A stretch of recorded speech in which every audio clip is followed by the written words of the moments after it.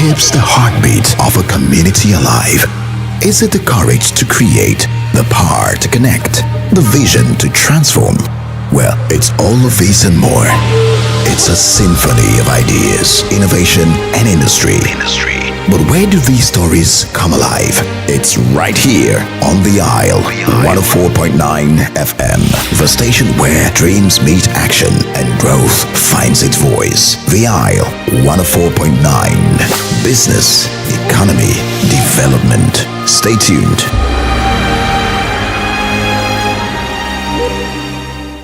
We've got just what you need right here at Femi Wash Media.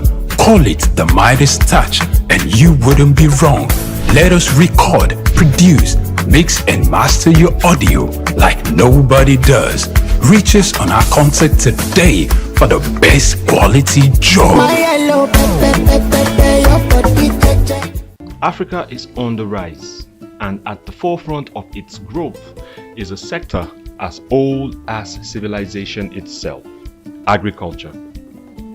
Once marked by subsistence farming and challenges with food security, agriculture in Africa is now experiencing a powerful transformation. From the fertile lands of Nigeria to the tea fields of Kenya, agriculture is driving economic growth and lifting millions out of poverty.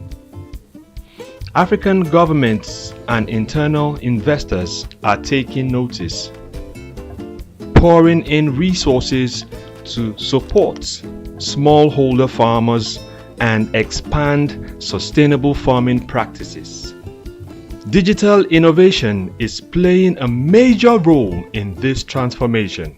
Mobile apps provide farmers with crucial information on weather, market prices, and crop management. These digital tools are empowering farmers to make informed decisions, increase their yield, and get fair prices for their produce. Now I know when it rains, I can plan my planting better and I know where to sell my crops for a good price. It's really changing our lives. We are committed to investing in agriculture as a pillar of our economy. Our goal is to make farming not only viable but a source of wealth and stability for our people. African countries are also scaling up for exports, especially in high demand crops like coffee, cocoa, and cashew. By focusing on quality, Africa is capturing a larger share of global markets. But the transformation goes beyond exports. Across Africa, new farming techniques and policies are helping to meet domestic demand and reduce reliance on food imports, contributing to food security across the continent. Women are also a key part of Africa's agricultural revolution. They make up a significant portion of the agricultural workforce, and initiatives are empowering women farmers with resources and training to enhance productivity. From subsistence to sustainability, the future of agriculture in Africa is bright. With innovation, investment, and resilient communities, Africa is sowing the seeds of prosperity.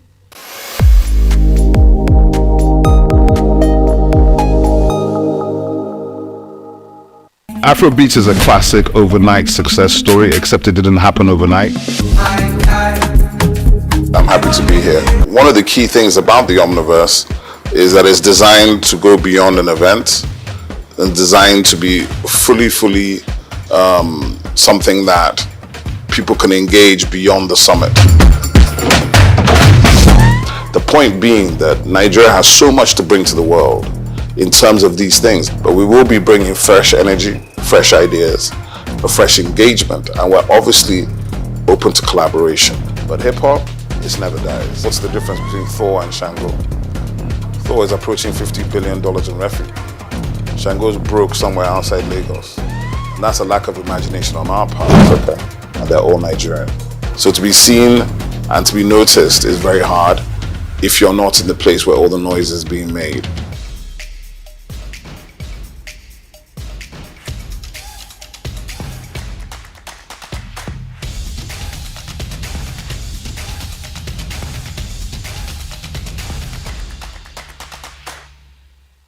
Dr. Souq A. Adedeji, whose leadership has significantly transformed Nigeria's tax administration, is a distinguished first-class graduate in accounting from the prestigious Obafemi Awolowo University, Ile-Ife, and he currently serves as the chairman of the Federal Inland Revenue Service, FIRS. I firmly believe in the wisdom encapsulated in the statements.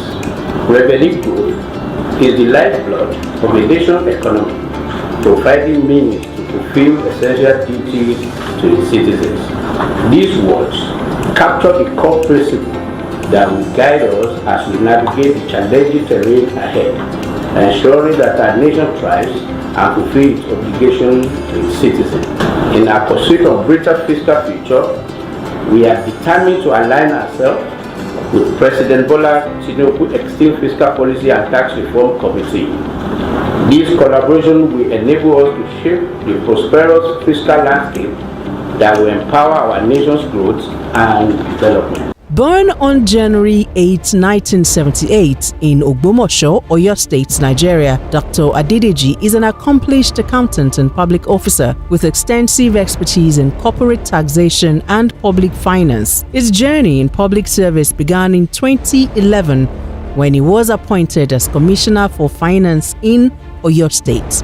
In that capacity, Adedeji introduced transformative financial reforms, most notably the establishment of the Treasury Single Account (TSA) to streamline government revenues and expenditures.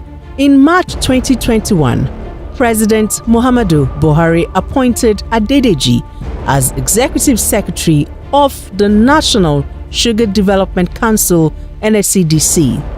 In this capacity, he founded the Nigeria Sugar Institute and spearheaded the Sugar Backward Integration Program, which sought to enhance local sugar production and reduce reliance on foreign imports. In June 2023, President Bola Ahmed Tinubu appointed Adedeji as Special Advisor on Revenue, and by September of that same year, he had ascended to the position of Executive Chairman of FIRS, Nigeria's leading tax authority responsible for the assessment, collection and management of federal taxes. The focus will be on these indirect taxes, so that as long as you consume, you have to pay. As long as you have interest on your investment, you have to pay.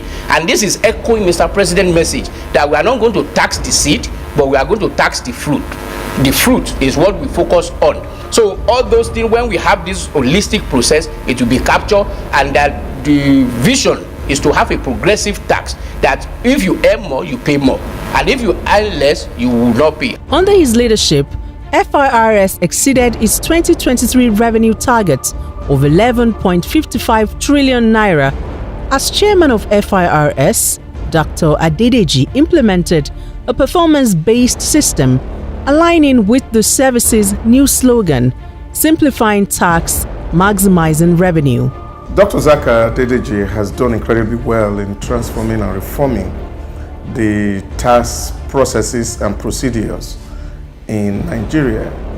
In a little over a year being at the helms of the affairs of the tax body in Nigeria, we have seen a significant improvement in revenue generation. His policy of not crumbling business with taxation is something that also needs to be applauded. Souq Adedeji philosophy is taxing fruits and not the seed, and taxing prosperity, not poverty. Because if you look at the fiscal landscape of Nigeria in the past 10 years, you find that businesses have struggled to live, and that has led to the exit of so many businesses from Nigeria. But with this new reform, we're saying that the businesses will profit from the reform processes, and that will mean more business for Nigeria. We will have a lot of foreign inflow, in terms of foreign direct investment that will actually drive the process of economic growth for the country. And I think he has done so well, and he deserves a kudos, especially for taking the giant stride to restructure FRS for efficiency, for accountability, and for value for money. He has also made the welfare of the staff a top priority, fostering a positive working environment that has brought smiles to the faces of FIRS employees nationwide. Supporters of the tax reform bills highlight several key benefits, harping on the need for streamlined tax processes that could reduce bureaucratic hurdles and foster an environment where businesses can thrive. He has initiated a lot of reform which dovetail into the tax reform bills that is before the National Assembly. This initiative is to improve on the tax administration system in Nigeria with a view to improving on the collection systems that will be beneficial to every member of the Nigerian state. Souq, as is well known, has improved on simplifying tax reform even within the federal landowner revenue, which in no means has improved on tax administration, and he celebrated essentially for the core initiative of the tax reform. Under Dr. Adedeji's leadership, Nigeria's tax system has gone beyond mere policy adjustments. Its focus is on fostering sustainable growth and ensuring that the benefits of tax reforms reach both businesses and citizens. So those that are attacking the bill, one, they are doing that in view of the formula they discovered, which may not be, will not augur well for them when they have bad allocation. And then secondly, they may be having the feeling that this law was just designed to favor Lagos State in the course of its own effort to become a state that has special status. Okay? It says so that will make it to be seen as if it is a country of its own, even though it's not up to the level of country, but it is higher than all other states in the country. Probably this may be the reason why they are agitating. The one that you can see clearly is on this issue of VAT. And then they have other suspicion. So that is another worry that I have. The issue of trust. Trust, what do some experts call trust deficit. Yes, will be promoted greatly by this if corrective measures are not taken. Derivation must not be defined. But then people have to go by what is happening now.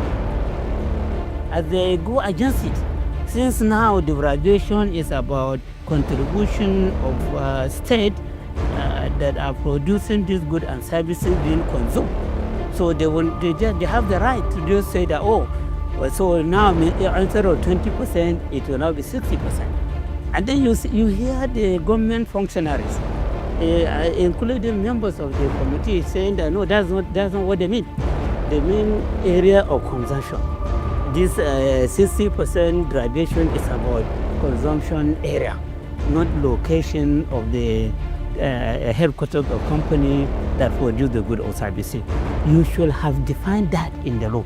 Contributing to long-term national development, Dr. Souq A. Adedeji's career is a testament of his unwavering commitment to improving Nigeria's financial systems and enhancing revenue generation, showcasing his exceptional expertise in corporate and public finance.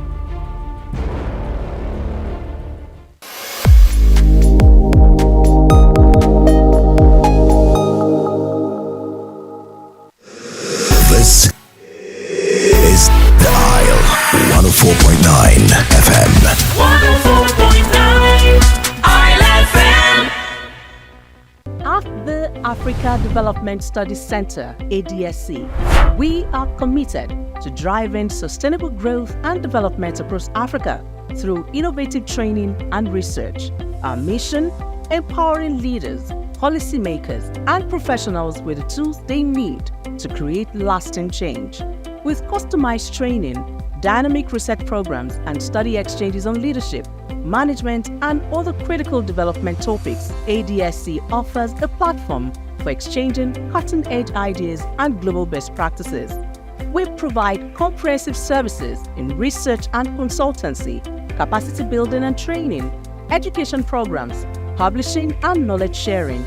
Our esteemed faculty, composed of seasoned experts and researchers, ensures a learning experience that is insightful and practical. We specialize in policy development, implementation strategies, monitoring, and evaluation.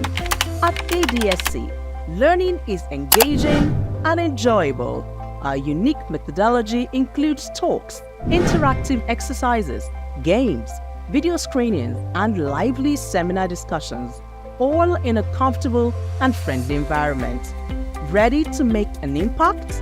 For more information, email us at info@adstudycenter.com or call +234 912 439 2362. Visit us today at www.adstudycenter.com to explore our programs and upcoming events. Africa Development Studies Center, rethinking development for Africa.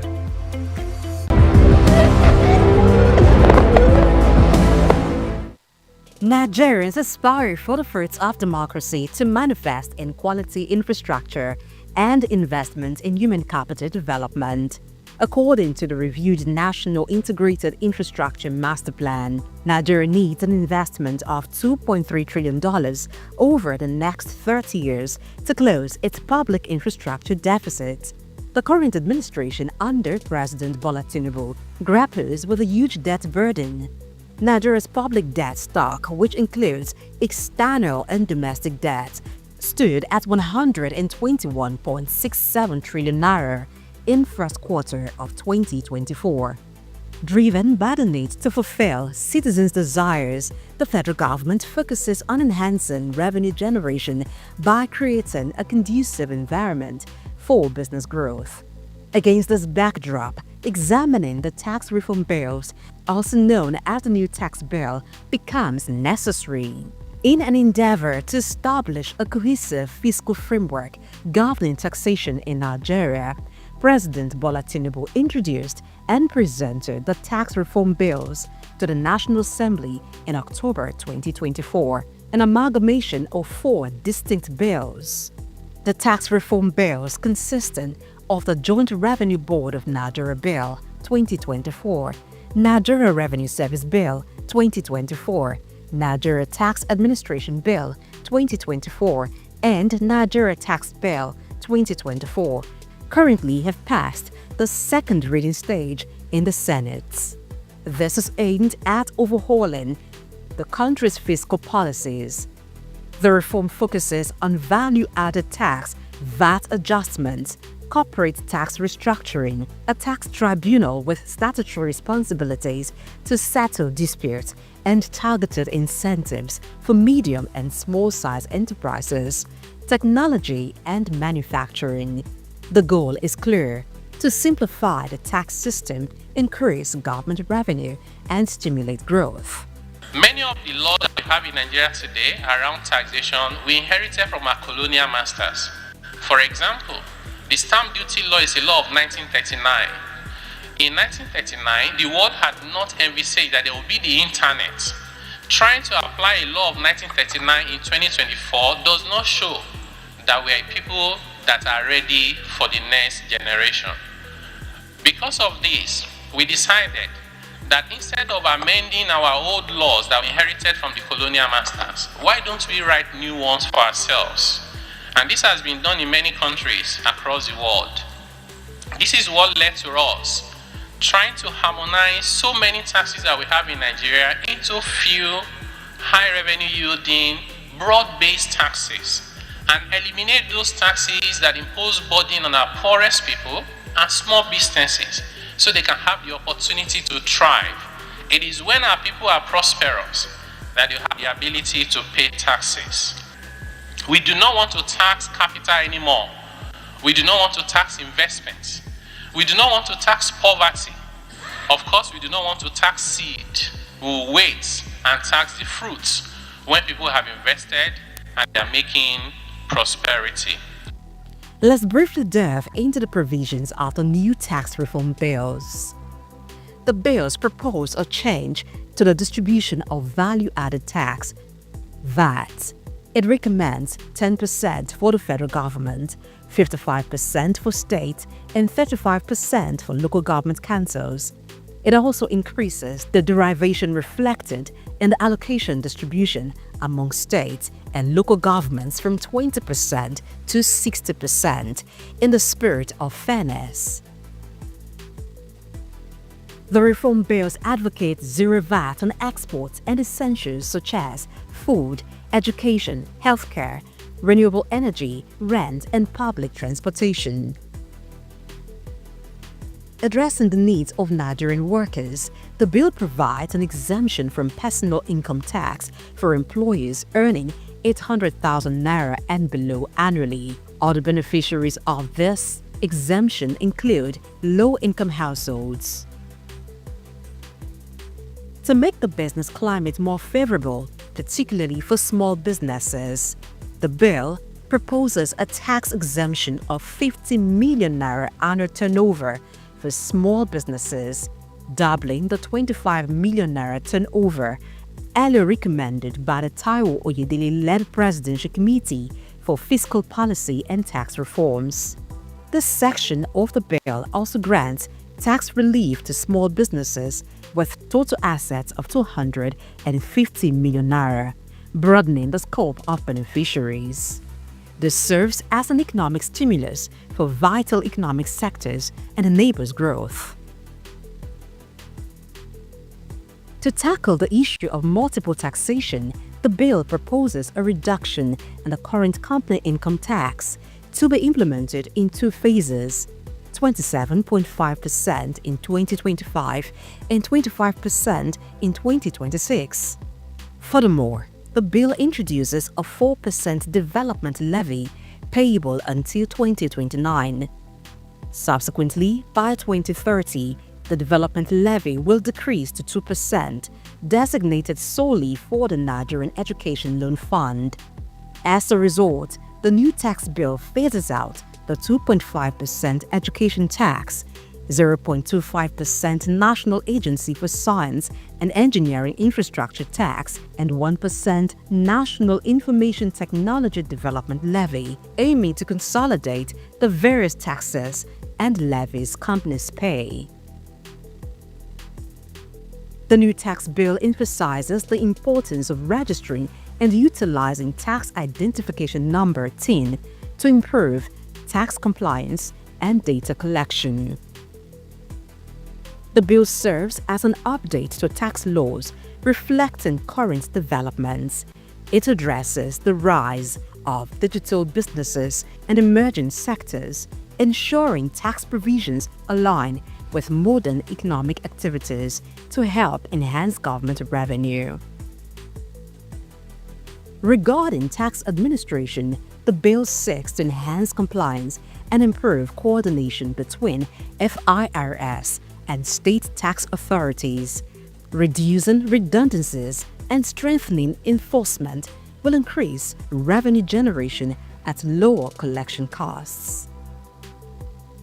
Supporters of the tax reform bills highlight several key benefits, harping on the need for streamlined tax processes that could reduce bureaucratic hurdles and foster an environment where businesses thrive.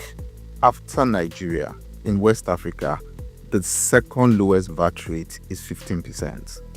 Okay? It's weird that in Nigeria we want the best of everything as long as we don't have to pay taxes. Across the developed world, there are countries where people pay as much as 18, 20, 25% tax, even in Africa, VAT. So it's a welcome development. And of course, while you look at, the percentage in and of itself. I think what you should also look at is that while VAT is going up, many goods have been exempted from paying VAT. So if you're buying food items from the shelves now, there's a VAT component. Going forward, the VAT component will be removed. The same thing for medicines and healthcare and a lot of other things. And of course, considering the fact that now that the companies that are paying VAT are currently paying education tax, paying cybersecurity levy, paying a whole lot of other things. So by the time you pull out a lot of these components from the taxes they are paying, yes, VAT will go up, but as an aggregate, taxes could actually go down. I also understand that there's a portion, especially if you're investing in infrastructure, of your VAT that you get to reclaim because you are spending it on things that will be around in the country for a long run. But really, moving the VAT from 7 to 15% is in line with global best practices. For example, in terms of our own operation, we have a lot of taxes that is coming from the federal, coming from the state, even from the local government. So I'm of the opinion that implementation of this tax reform will eventually streamline the whole process of bringing every tax administration into a singular format.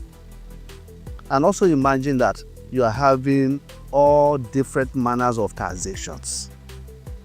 People coming to our company today, they are from local government, other people are from state, then from federal. So if we have a uniform tax administration, I think it's only just natural that seamless process we definitely address a whole lot of issues. So for me, the time of me attending to someone from local government, attending to someone from the state, someone from the federal government would have actually done the diverter into a more productive activity within my operations. Despite their potential benefits, the reforms have sparked heated debates.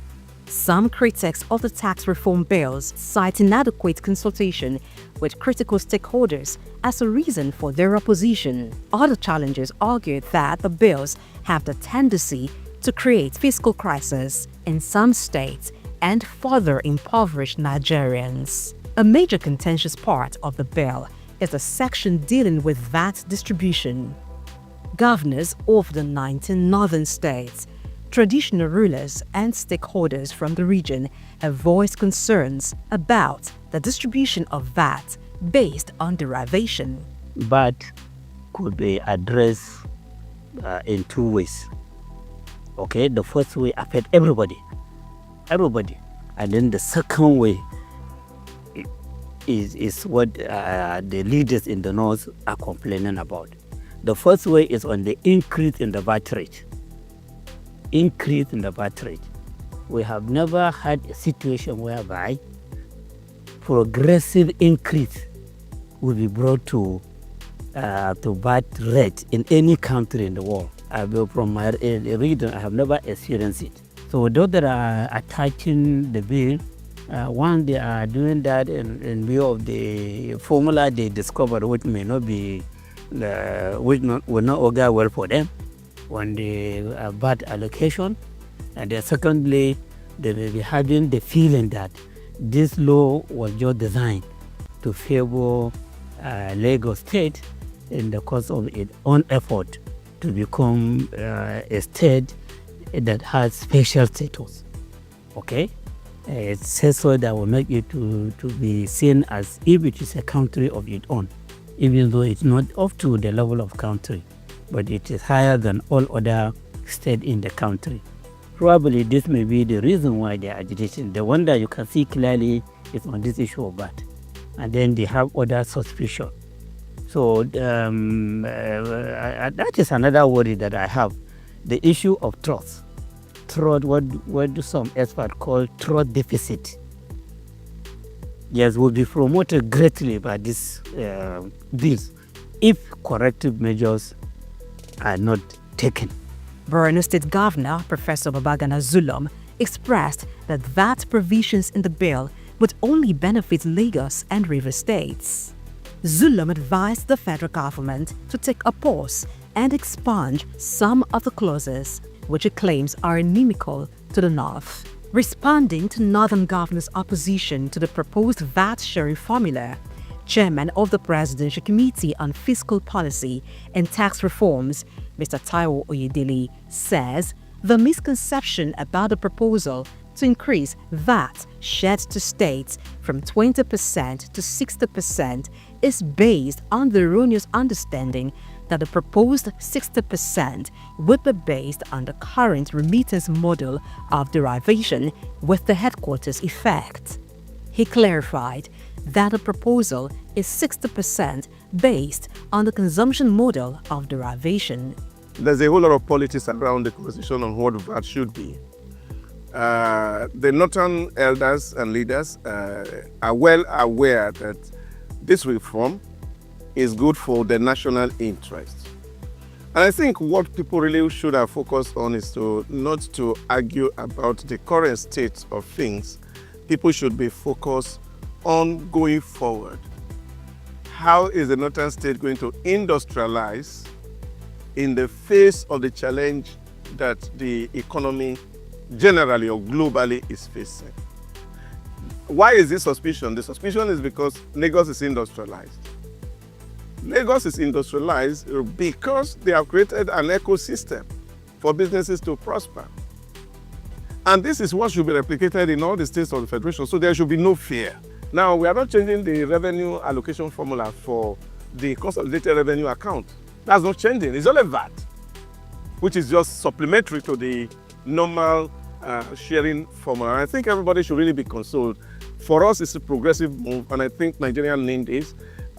We've talked about, people talk about how to redefine our federation for too long, but I think these are the definite move that actually will portray us as federation and not a unitary state.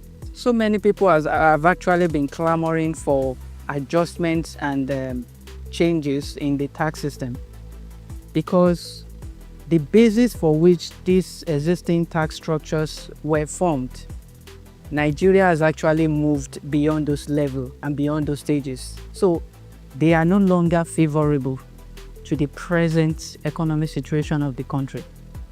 You can imagine someone that earns a minimum salary of about 800,000 per annum is still paying about 80-something thousand, which we may say a kind of minimum tax to a personal person, not even talking about company now.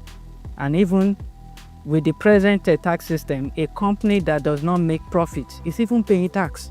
I totally agree with the new reform that is actually ongoing. So the fiscal policy of the government, which is based on this reform, is to, in a way, address it. Let me give you an instance. The income tax relief for low earners.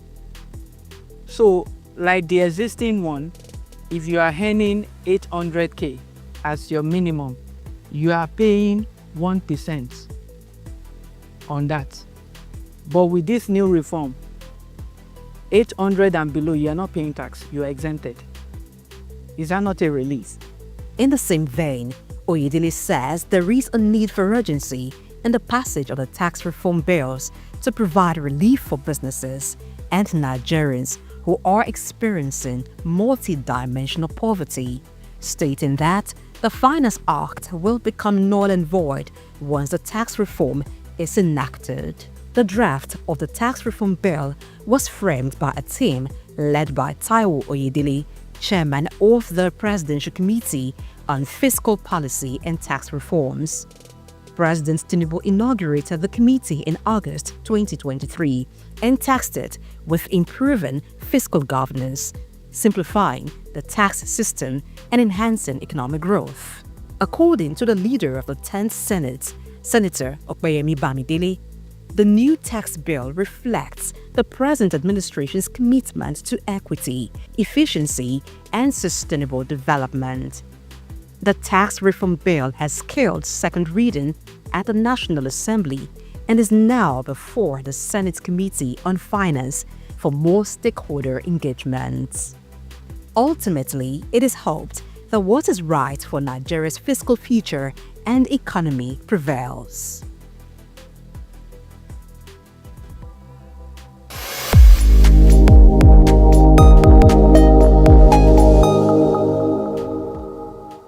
Fashion, traced back to ancient times, where clothing served practical purposes and showcased societal hierarchies.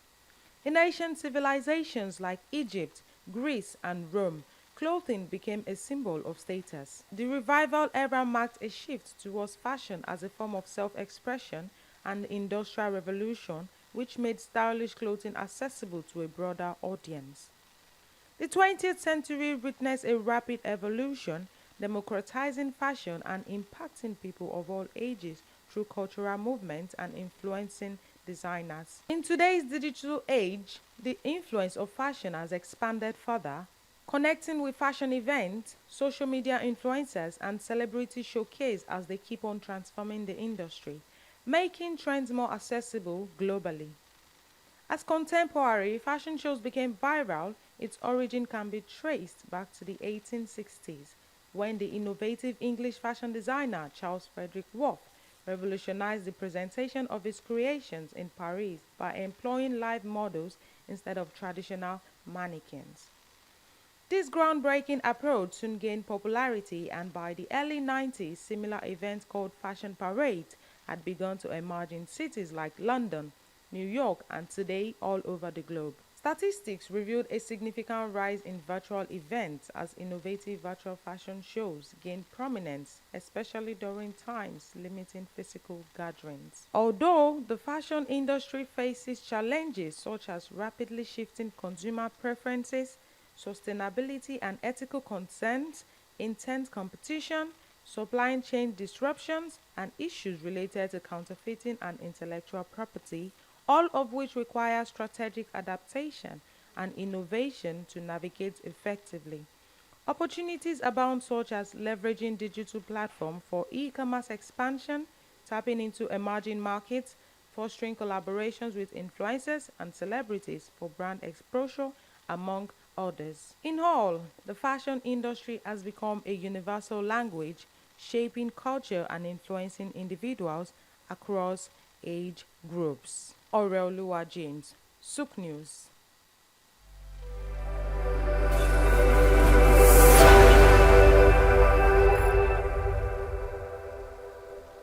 Tradition is a fundamental aspect of every native community. Observing it does not only remind people of who they are, it helps young people to learn and also aids in preserving ancestral history, moments and efforts that binds them together, enriching the vibrant identity their community now exudes. In India, Dhanteras is one of such tradition and integral culture of the Hindu community, a significant festival that marks the onset of the 5-day Diwali celebrations, Festival of Light, observed on the 13th lunar day of the Krishna Paksha, which is the dark fortnight in the Hindu month of Kartik. The festival is dedicated to welcoming wealth and prosperity, reflecting in its name. Dhanteras combines Dhan, meaning wealth, and Teras, representing the 13th day. This auspicious occasion is celebrated with great enthusiasm as households are thoroughly cleaned and decorated, symbolizing the removal of negativity and the invitation of fortune. People create intricate rangoli designs and light diyas to honor the goddess Lakshmi, the deity of wealth, and invite her blessings. Dhanteras has roots in the Hindu mythology, highlighting two divine manifestations from the legendary churning ocean, or Samudra Mantha. On this day, the goddess Lakshmi is believed to have emerged from the ocean, and devotees worship her for blessings of prosperity. Another divine figure, Dhanvantari, the physician of the gods and an incarnation of Vishnu, also appeared carrying the Amrita, underscoring the day's connection to health and wealth. Astrologers such as Vats note the festival's dual blessings traditionally associated with wealth. Dhanteras is also linked to health, with prayers to Dhanvantari promoting healing and well-being. The observance of Dhanteras, also known as Lakshmi Puja, includes varied customs across India. In Maharashtra, dried coriander seeds mixed with jaggery are offered to Lakshmi. Many light sky lamps and diyas to honor Yama, the god of death, for protection. Evening rituals involve singing bhajans and offering sweets to Lakshmi, while families purchase new items like gold, silver, and kitchenware to symbolize luck and prosperity for the coming year. Village communities extend blessings to their livelihoods, with farmers honoring cattle through rituals and treats. In South India, particularly Tamil Nadu, Brahmin families observe Dhanteras by preparing marundu, a traditional medicine that balances the body's tridosh, marking an Ayurvedic approach to health and longevity. In Gujarat, family gatherings feature festive meals like dabat and malpua, showcasing regional diversity. Each aspect of Dhanteras, from cleaning and renewal to offerings and health rituals, embodies the essence of welcoming auspicious meals. Each aspect of Dhanteras, from cleaning and renewal to offerings and health rituals, embodies the essence of welcoming auspiciousness, health, and prosperity for the year ahead. Grace Komolafe, Souq News Television.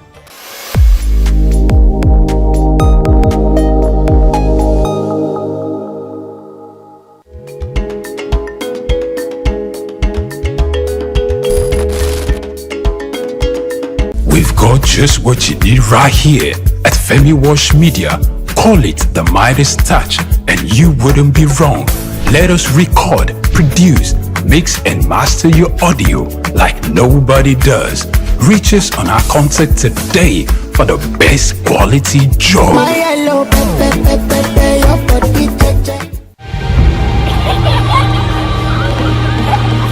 What keeps the heartbeat of a community alive? Is it the courage to create, the power to connect, the vision to transform? Well, it's all of this and more. It's a symphony of ideas, innovation, and industry. But where do these stories come alive? It's right here on The Isle, 104.9 FM, the station where dreams meet action and growth finds its voice. The Isle, 104.9. Business, economy, development. Stay tuned.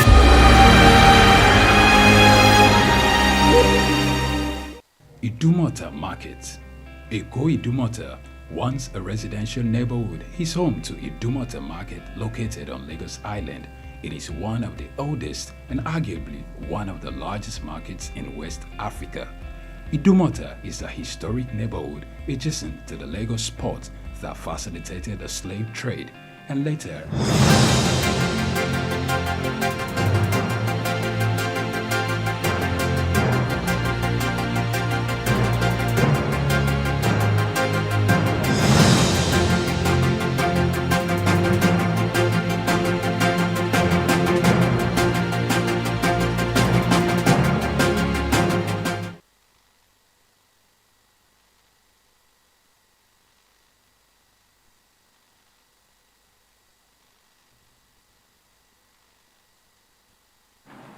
Good morning, welcome to the Front Burners. I am Blessing AG. How time flies when you're having fun. Yes, you were having fun over the weekend before you knew it. Wow, Monday was in your face already, and it's time to get business. It's time to get work done. I need to find out from my gentlemen in the studio how it was for them over the weekend. If they're ready to roll up your sleeves and get work done, and by getting work done, it means that critical issues are going to be handled right here on the staple. That's why it's called the Front Burners. I have Dr. Dausa Osamanze and Priye Krumale with me as always. Good morning, sir. Great Nigeria. Good morning, colleagues. Yes. Pleasure to be here again. Great Nigeria. I agree to that. Good Hello, morning Priye. to you, Blessing. Good morning. Good morning, Doc. Good morning, Priye. Nice to see you again. How was the weekend? Was it Very less than short. 48 hours? Very short. Very short. So maybe like 24 hours. Less than that. Less than that. Well, it was a very nice weekend for me in leadership, taking its toll on Saturday at Ikeja, Maryland. And of course, there's a whole lot happening on the political scene that really kept one alive. And truths are coming out, and Nigeria is getting better for it. I know what you're referring to, but I'd rather not say. Okay, there's a new addition to the family. It gets bigger over here. So let's go over to something you don't want to miss. When we get on that side, you'll find out who the new addition to the family is.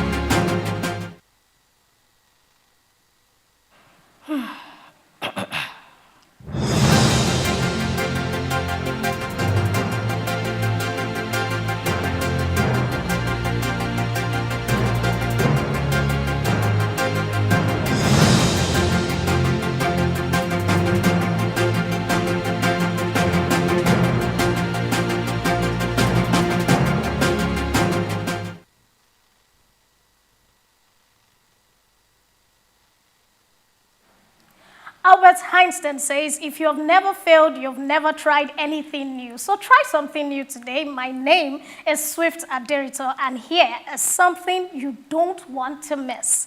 The federal government of Nigeria is trying something new as FG has announced plans to end the visa on arrival policy. In place of the policy, the federal government would introduce a landing and exit cards tax with the perspectives that visitors will now have to pre-fill before coming into the country. The Minister of Interior, Olabumi Tunje Ojo, made the announcement during the training for personnel of Nigerian Immigration Service, NIS. According to Tunde Ojo, the federal government would introduce landing and exit cards with a perspective that visitors will pre-fill before coming into the country in place of the visa arrival that had previously, existed. He explained that the new system was impossible for approvals to be given without clearance from Interpol and the checking of criminal records from the system with background checks for agencies in real time. My take is if USA can do it, Nigeria can do it too. So if you're coming into Nigeria now,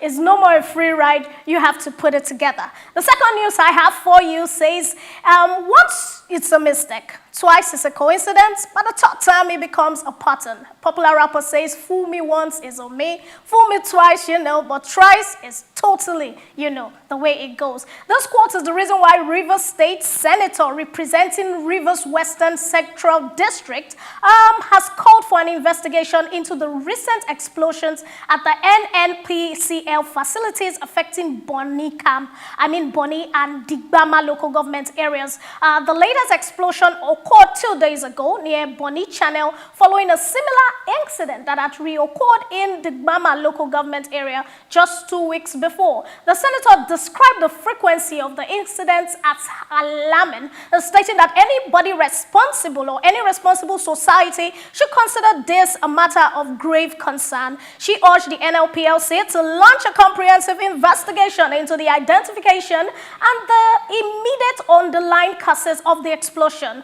Fingers crossed, hopefully it isn't sabotage, because if it's not sabotage, why is all this going on? And my final story for today. They say if you can make it in Lagos, you can make it anywhere in the world. And the state of mind, and this statement has been emphasized by Arya Star at the recently concluded Mobile Awards 2025. She said, you need to come to Lagos to understand Lagos. And this was when she was being interviewed and she was asked about 30 December. We recall that there was a Lagos experience with the economic boost, and it was estimated to have generated about $71.6 million during the 30 December festivals. Well, Arya Star, she changed the narrative as the first woman for 16 years to win the Best African Music Act in 2025 over the weekend, where she clinched an award beating Nigerians like Asake, Thames, South Africa's Styler, Make Me Sway. She also beat the likes of Beyonce, Kendrick Lamar, Nicki Minaj, Megan Thee Stallion, and more.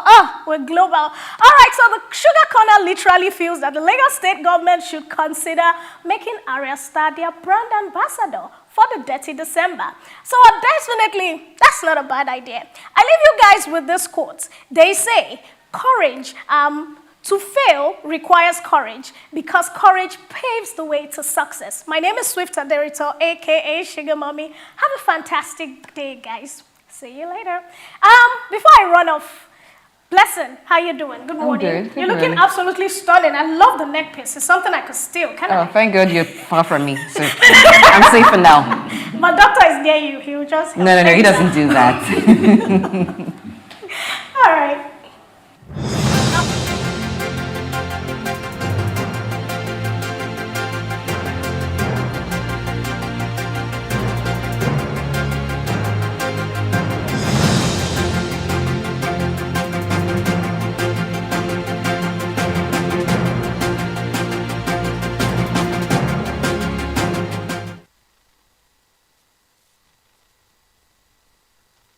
Right, so from the place where the new addition to the family was threatening to steal my neck piece, you know how last borns they do in the family. They give everyone in the house trouble. But we're good with this last born. So nice stories there from something you don't want to miss. But there are other stories that have made headlines, and we'll be looking at some of them. And one of them has to do with the new tax bill, which the chairman of the Presidential Fiscal Policy and Tax Reforms Committee, Taiwo Oyedele, has again urged state governors to support the tax bills currently before the National Assembly, as it will ultimately, according to him, increase their revenue despite concerns that they might lose funds. So Taiwo Oyedele added that the country's current tax system is not conducive for economic growth, as it disproportionately taxes the poor and capital instead of focusing on profit.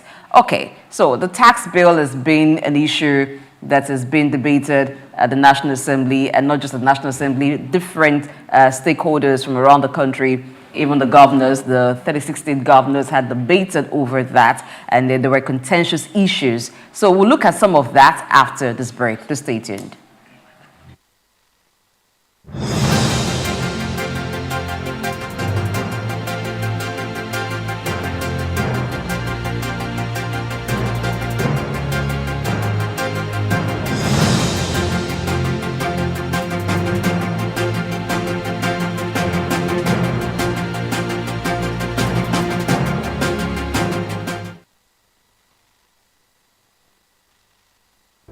Africa Development Studies Center, ADSC. We are committed to driving sustainable growth and development across Africa through innovative training and research.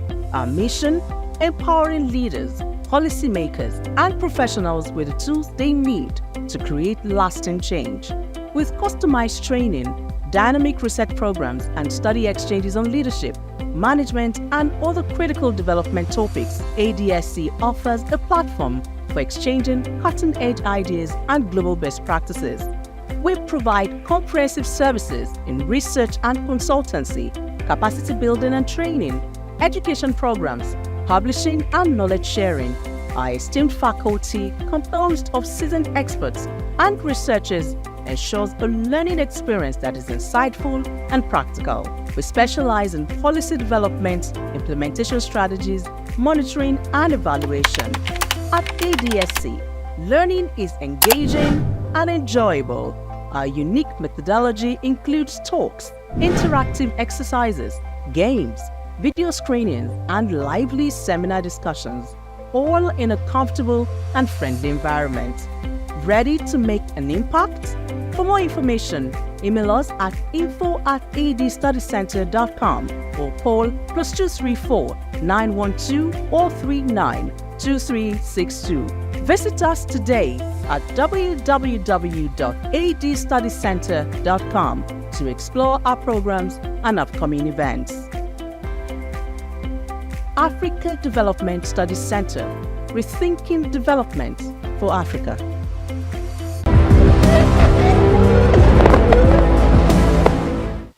Nigerians aspire for the fruits of democracy to manifest in quality infrastructure and investment in human capital development.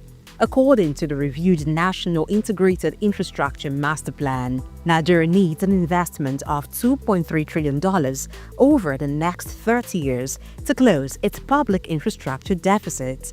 The current administration under President Bola Tinubu grapples with a huge debt burden.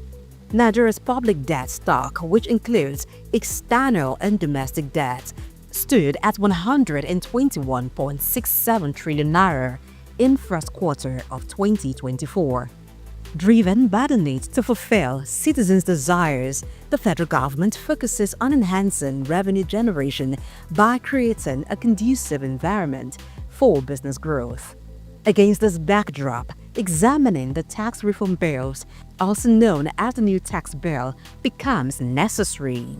In an endeavor to establish a cohesive fiscal framework governing taxation in Nigeria, President Bola Tinubu introduced and presented the tax reform bills to the National Assembly in October 2024, an amalgamation of 4 distinct bills. The tax reform bills consisting of the Joint Revenue Board of Nigeria Bill 2024, Nigeria Revenue Service Bill 2024, Nigeria Tax Administration Bill 2024.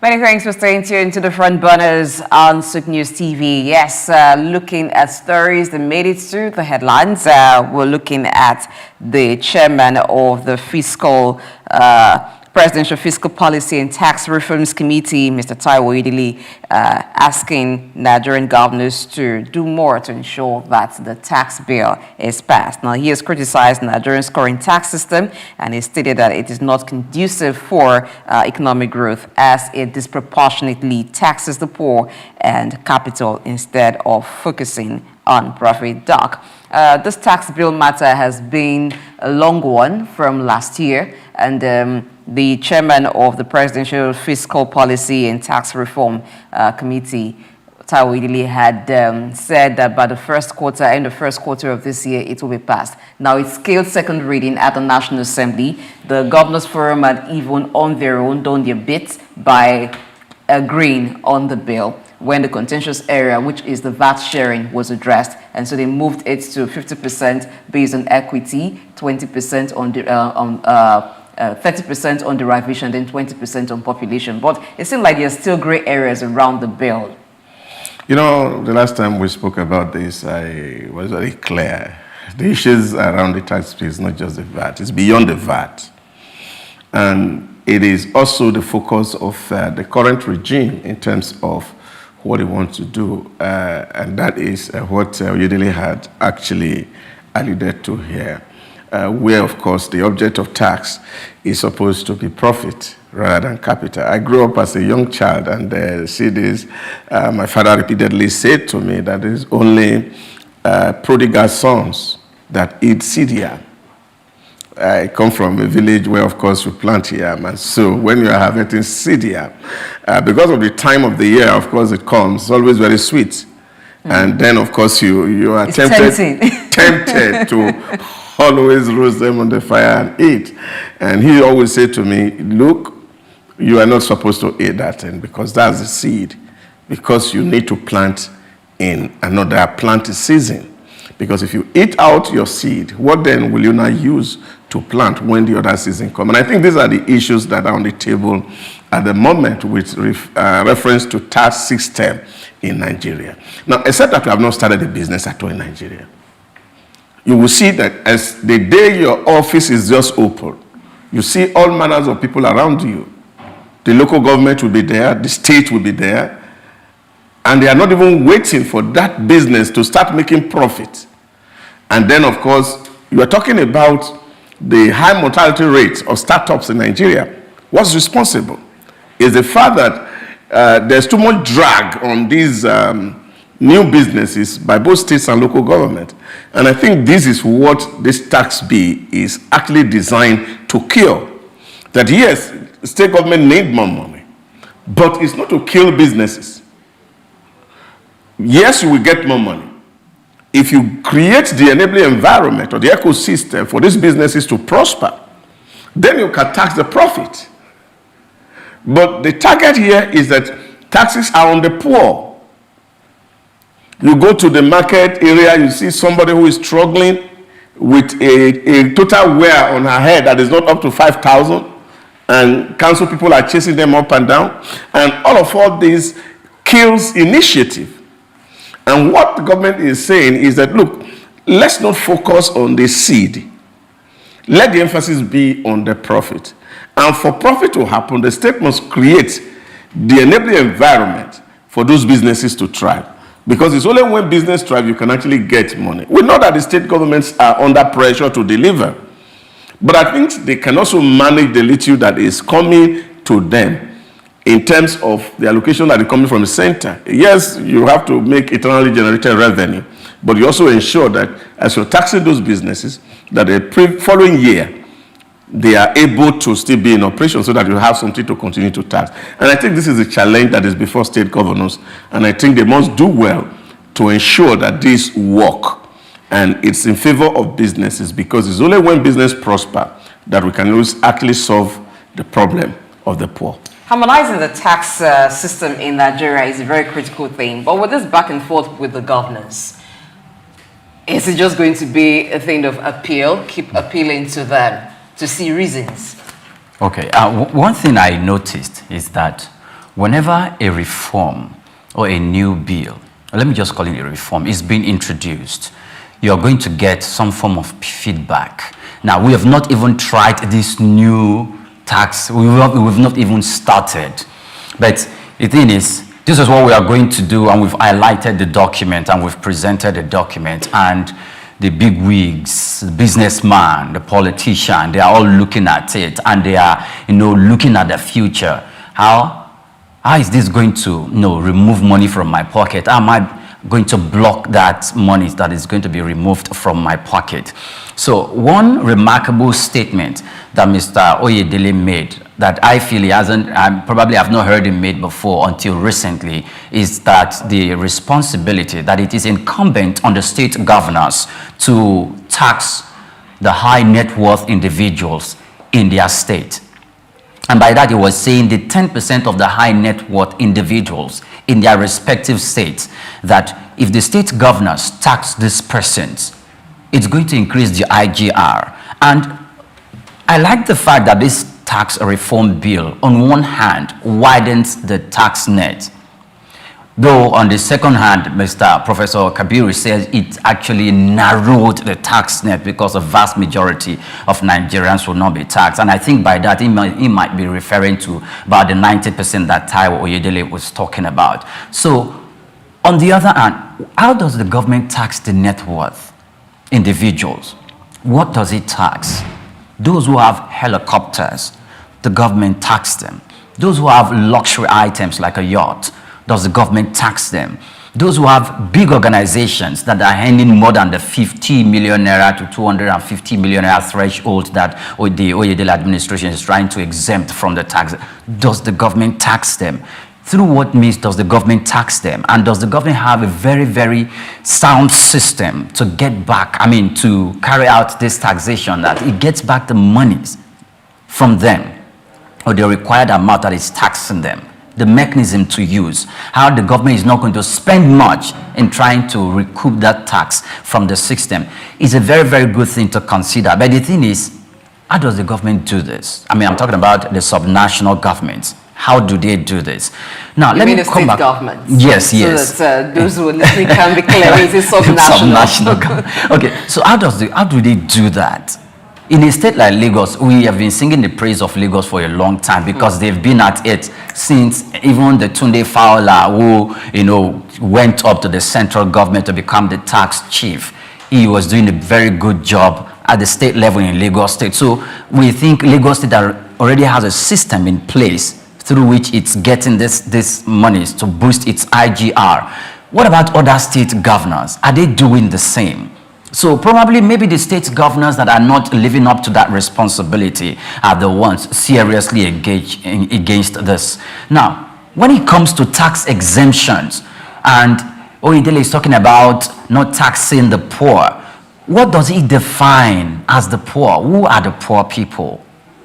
Because if he's defining the poor people as those who are earning the 60,000 or the 70,000 naira, whose annual take home will not be up to 800,000 naira, or at least 800,000 naira, then I think his definition of the poor is not standard.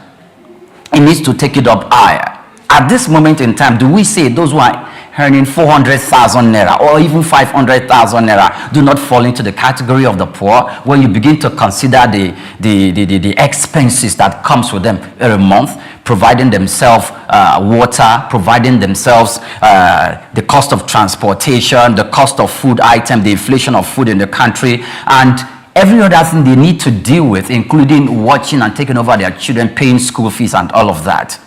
Are we going to say those won't fall in the category of the rich people? So I think Taiwo Oyedele needs to reconsider the definition of the poor, because if we are talking about the 60 and 70,000 naira and call them poor, I think that is way below the poverty line. You should bring it up a little. Yeah, on that I agree with you. Let's look at the proposed tax reform for personal income tax. So exemption for earnings up to 800,000. If we look at that, if we divide that 800,000 per annum divided by 12, you know what you will get. So how many people fall into that category? That's just, you will say some people earn that a year, but what about those who earn above that? There's still a lot of the population. So 15% tax on the next 2.2 million. So if you earn that, you're still going to pay tax.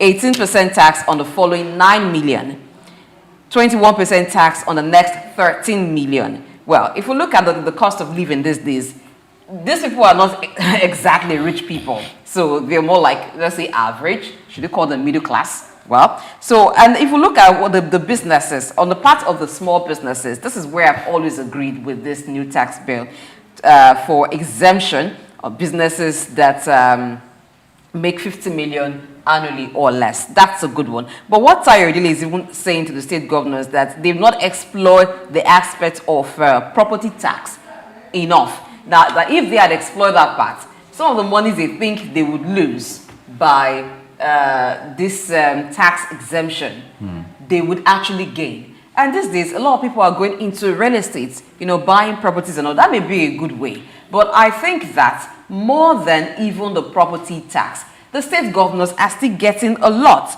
because the personal income tax, they are gaining from it. Property tax, they're gaining from it. Land tax, value-added tax, they're gaining from it. So this should suffice, and not being about, let's just tax this, tax that, tax that. You are taxing, and the people are groaning. I think there should be a line to say, okay, let's make do with what we're getting. A lot is still going to come. 50% based on equity for VAT. That's something. They're still going to get federal allocation. So it should not be that all the government is looking at is getting revenue through taxation alone. Yeah, but government most of the time are not supposed to be business people who are going to earn income, except from royalty, which they also have to do with other people. The only way government all across the world gets money is through taxation. And what the tax bill has done is to ensure that everybody is not put on the same basket and said, okay, because it's 20% all across board, personal income tax is just take 20% straight off your salary. But no, government has decided to say, no, let it be graduated such a way that those who are earning less pay less, and those who are earning more pay more. And I think that is what the global standard is. And I see, if you look at what is happening everywhere across the globe, you see we are actually trying to implement things that of course, represent what the thinking of the global community is. So I don't want to believe that they are insensitive or the definition of poor is not right. What they're saying is that there are some categories of people who cannot afford it at all. And therefore, these people, you have to eliminate it, whether you like it or not. I have said it on this table time and time again. There are some businesses in Nigeria that cannot afford 50,000 for staff. There are some businesses that cannot afford even 35,000 for staff. So everybody don't work for the federal government. Those who are paying the minimum wage you're talking about of 60,000, 70,000, they are working under government. There are businesses whose complete annual return is not up to 2 million. So how do you expect these kind of people to be able to pay such a bill? That's a challenge. So you still find within the environment people who are earning way less than the minimum wage. And it's incumbent on government not to tax those people. It's incumbent on government not to tax those people because they have not entered into that threshold to say contribution. Now, for those who are working for government, who earn above that 800 threshold, that the minimum wage threshold had covered, yes, of course, they are contributing. And they are drawing this salary from government. And there's no way the government will not tax it because this resource, where will government get money to pay you if it's not taxing? So government just take part of it, and that is like Blessing has read, as 15% from those who are within that threshold, 800, maybe up to about 2 million per annum. And then those who are above 2 million, of course, they pay 20%, just by the way it's graded. So what this means is that you're considering some people who are not within the tax net. That is, for me, what it is. There are other ways states can make money. Now, of course, state can invest. But what is real principal here for state is also the wastefulness that is also seen with resources that come to the state. Because if you were to look at it, in the last 18 months, state has actually received far more than they used to get. Yes, we can argue that, yes, inflation has eaten deep into some of all these things. And of course, the situation and the challenges that COVID brought, of course, the war in the Ukraine, the Hamas-Israeli crisis really has skyrocketed price of things. No thanks to the removal of subsidy from petrol and energy, and of course the floating of the naira, which had greatly affected the cost of doing business.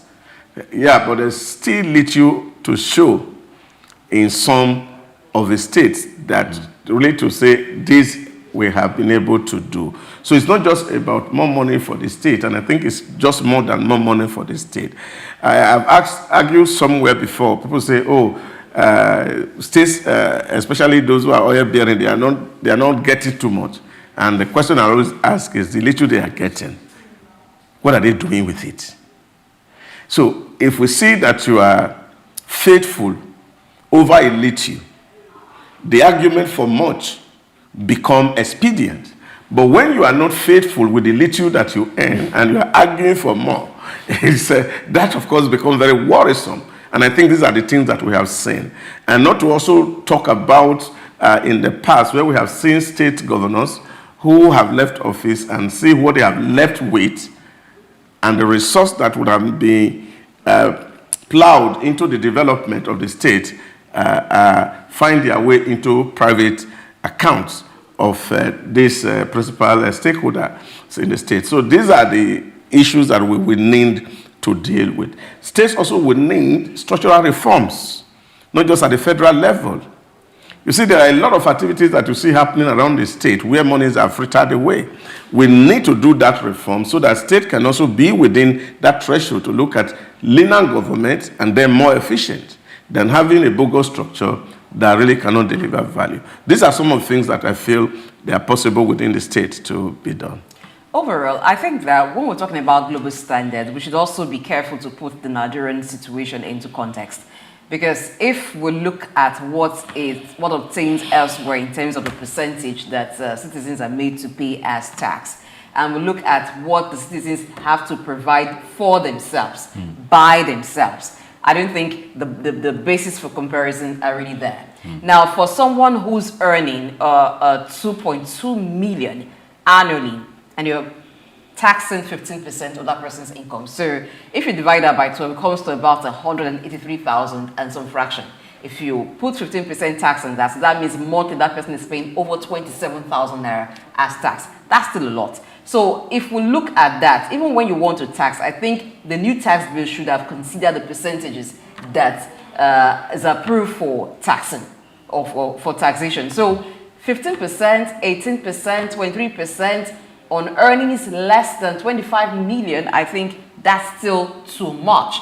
It's a burden on the taxpayer, considering that these people still provide for themselves, by themselves, certain basic amenities that those who are paying high taxes in other climes, which we are making comparison, may not necessarily have to pay. Like what?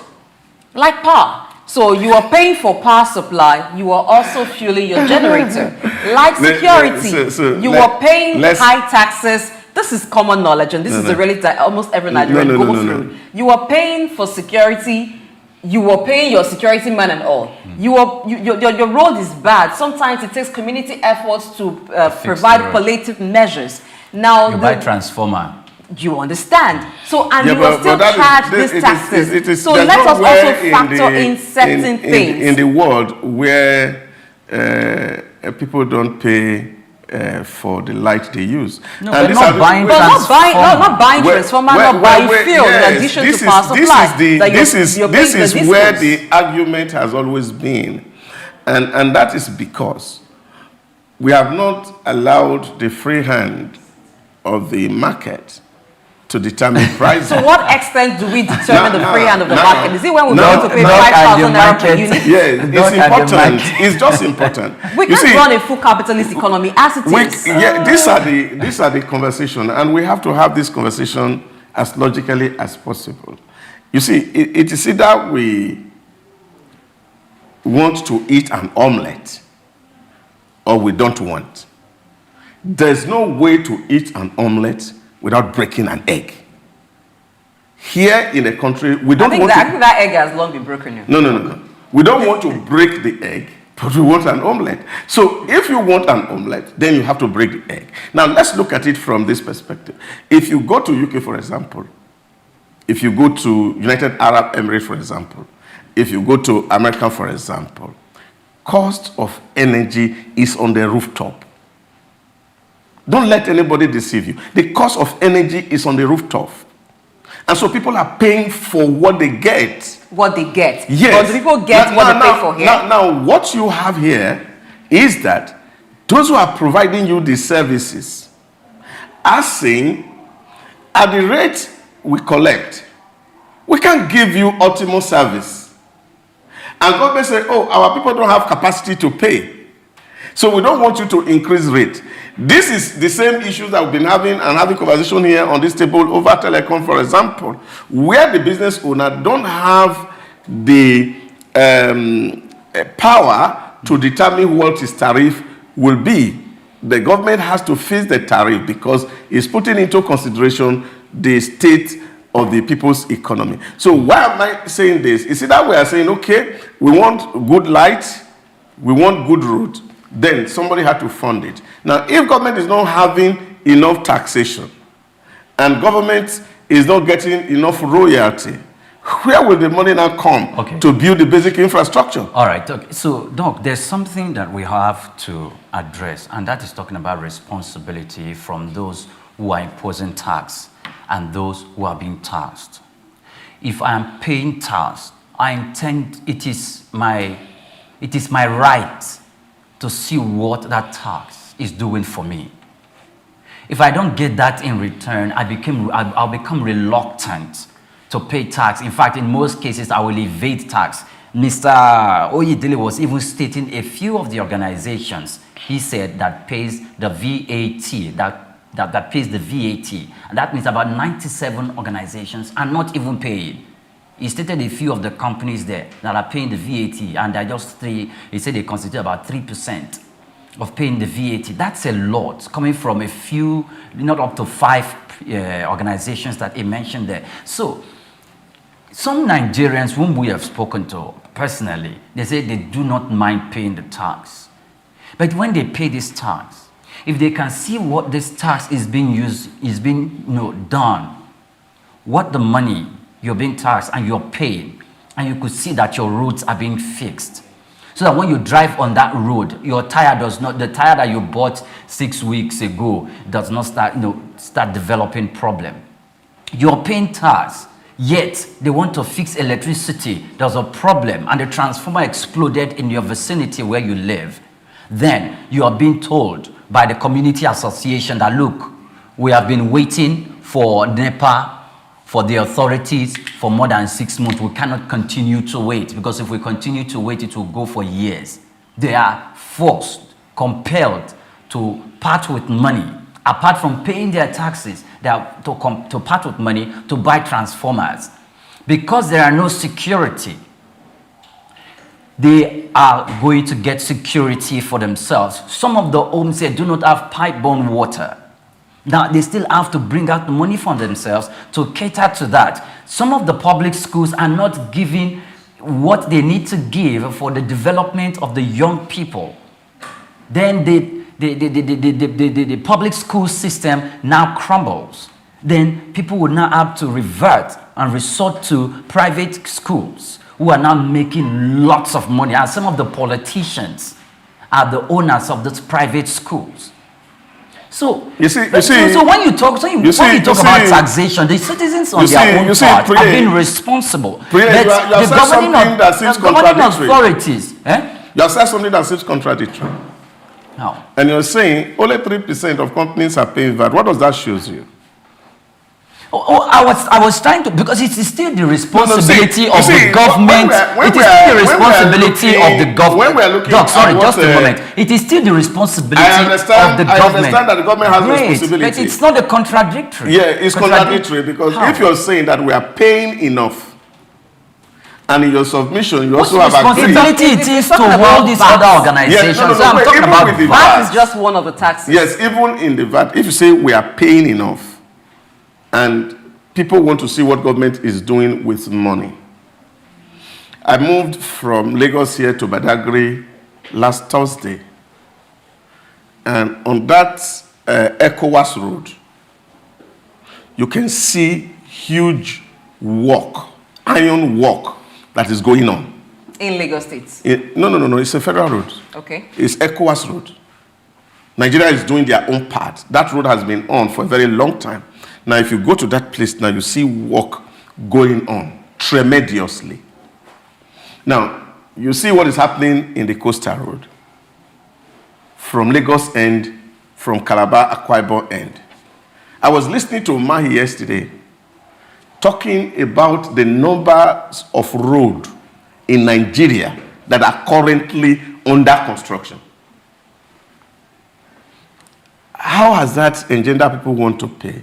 See, the challenge we have is that there's so much entitlement mentality here in our environment that people feel that there's the other ways government generates money. In short, as a matter of fact, people think that government is making so much money from oil that the money we make from crude is enough to do everything that we want to do. But it's a common arithmetic that we can all do to look at what barrel you produce in a day, what is the size that go to the federal government, what goes to the other partners in the joint venture, and then you are able to approximate that and see what revenue comes to government. And in the last 8 years or thereabout, Nigerian revenue from oil in total of our current GDP has just been about 5% or thereabout. So which means there's paucity of fund. So if we want good road,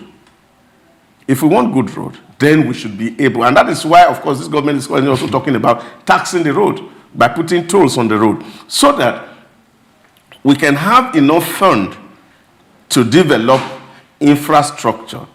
the argument that, oh, it's solely until we see good road we will start to pay tax, I think is neither here nor there. Do you know the what I grievances think of the is this? people? What I think is this. Now, even if we're having a high rate of tax evasion, part of the reasons people have evaded is because they haven't seen what the government has been doing. If we want to encourage people to pay tax, first of all, you expand the net, not necessarily increasing the rate or making it at a high rate, which is this. Now, some organizations, why don't they charge VAT? Because when they add VAT to the cost, which the end-use consumer will pay, if it makes the prices become more expensive, and sometimes customers would complain, while there are some that actually collect VAT, but don't remit. So there are two sides to it. But by and large, what I think is this.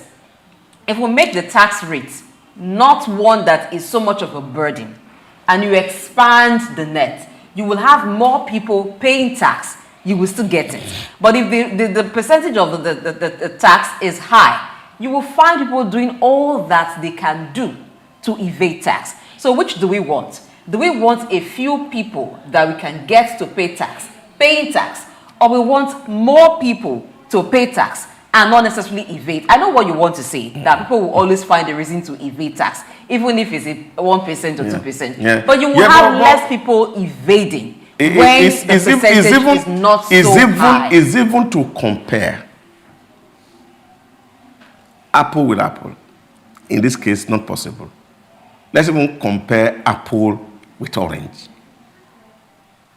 Nigeria, vis-a-vis its neighbors, Cameroon, Benin Republic, Niger, Chad.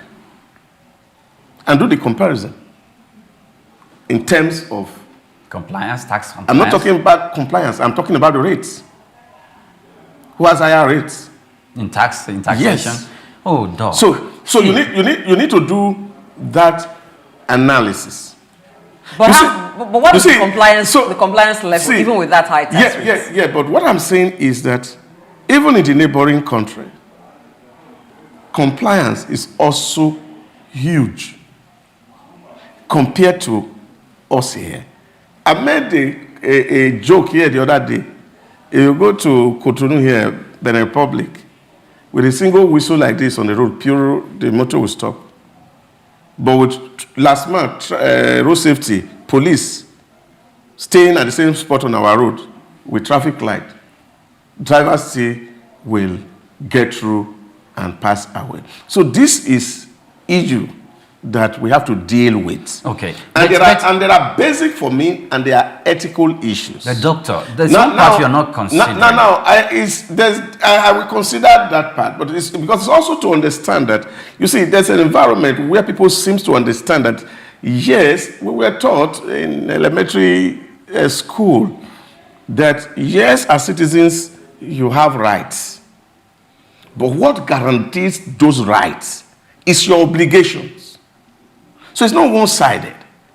Because if we accept that government is, for example, a contract, like Thomas Hobbes and John Locke had argued, that we have said, government, come and take care of us, and we are going to provide for the use of some of all these tax.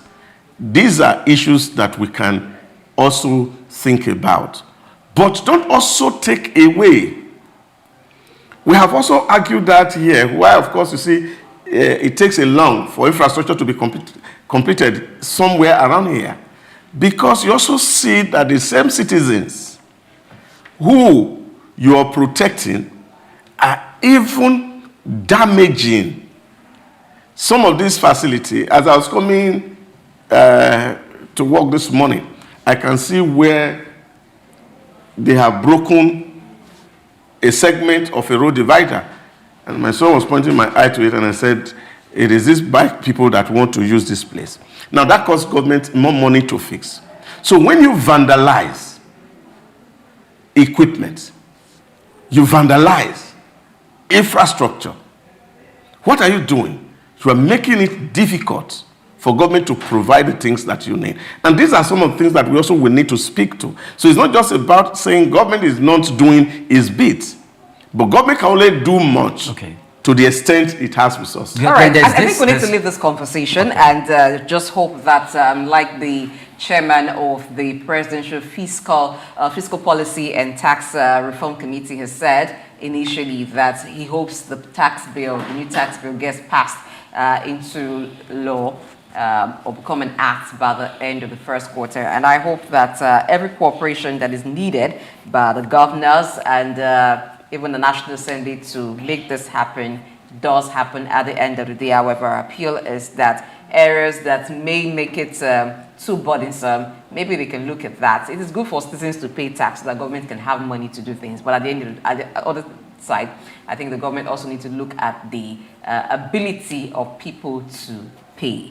All right, moving on, there's a development where ATCON has raised alarm as tanker drivers strike threatens telecom services in Lagos and Ogun. So the Association of Telecommunications Companies of Nigeria, ATCON, raised the alarm over an impending disruption of telecom services in Lagos and Ogun states due to the ongoing strike action by the petroleum tanker drivers, PTD branch of National Union of Petroleum and Natural Gas Workers, NUPENG. So in a statement that was issued yesterday by the president of ATCON, so it revealed that the strike commenced yesterday morning. So it's going to be a problem for them, bearing in mind that they need diesel to supply power for many of to power the masts that they have spread around different parts of the country so that people can have network connection signals in their phones and make communication. So this is part of what we'll be talking about, power supply being an issue. And so companies need to provide alternative sources of power supply. Now, the means through which they can ensure that they provide themselves with alternative power supply, diesel. Those who carry the diesel, those who distribute the diesel, the tanker drivers are on strike. So now ATCON chairman is saying this may threaten network operations. This may threaten the operations of telecommunications workers in these states where the strikes are ongoing, Lagos and Ogun particularly. And these states are critical commercial hubs in the country. Doc. Yeah, I think they are part of the things and arguments that we can put. Yeah, we put them on the table on a daily basis to see what are our problems. They look very complex. And then, of course, it makes them look as if our government itself don't really know what to do. Here we again, what's the problem? The tanker drivers are arguing that police are harassing their members. We don't know what these incidences are. That is called harassment. Are they the fact that government is police is deliberately after them, making them not to lift petrol? Or is it that they are parking at non-designated places and they are taking laws into their hands? Now, these are conversations that we must have. But because you find that strike has become something that has become normal in our environment, every now and then we see people taking the option of going on a strike. And I think the alarm that is being raised here is the fact that, and which of course one of the things we spoke to last week, is the fact that most of these telecom operators actually are relying on diesel to power their masts. Otherwise, there will be no services around, because the discos are not able to make provisions to some of the places where you have this mass, and then of course even relying on disco, especially where you have area where there's no band A.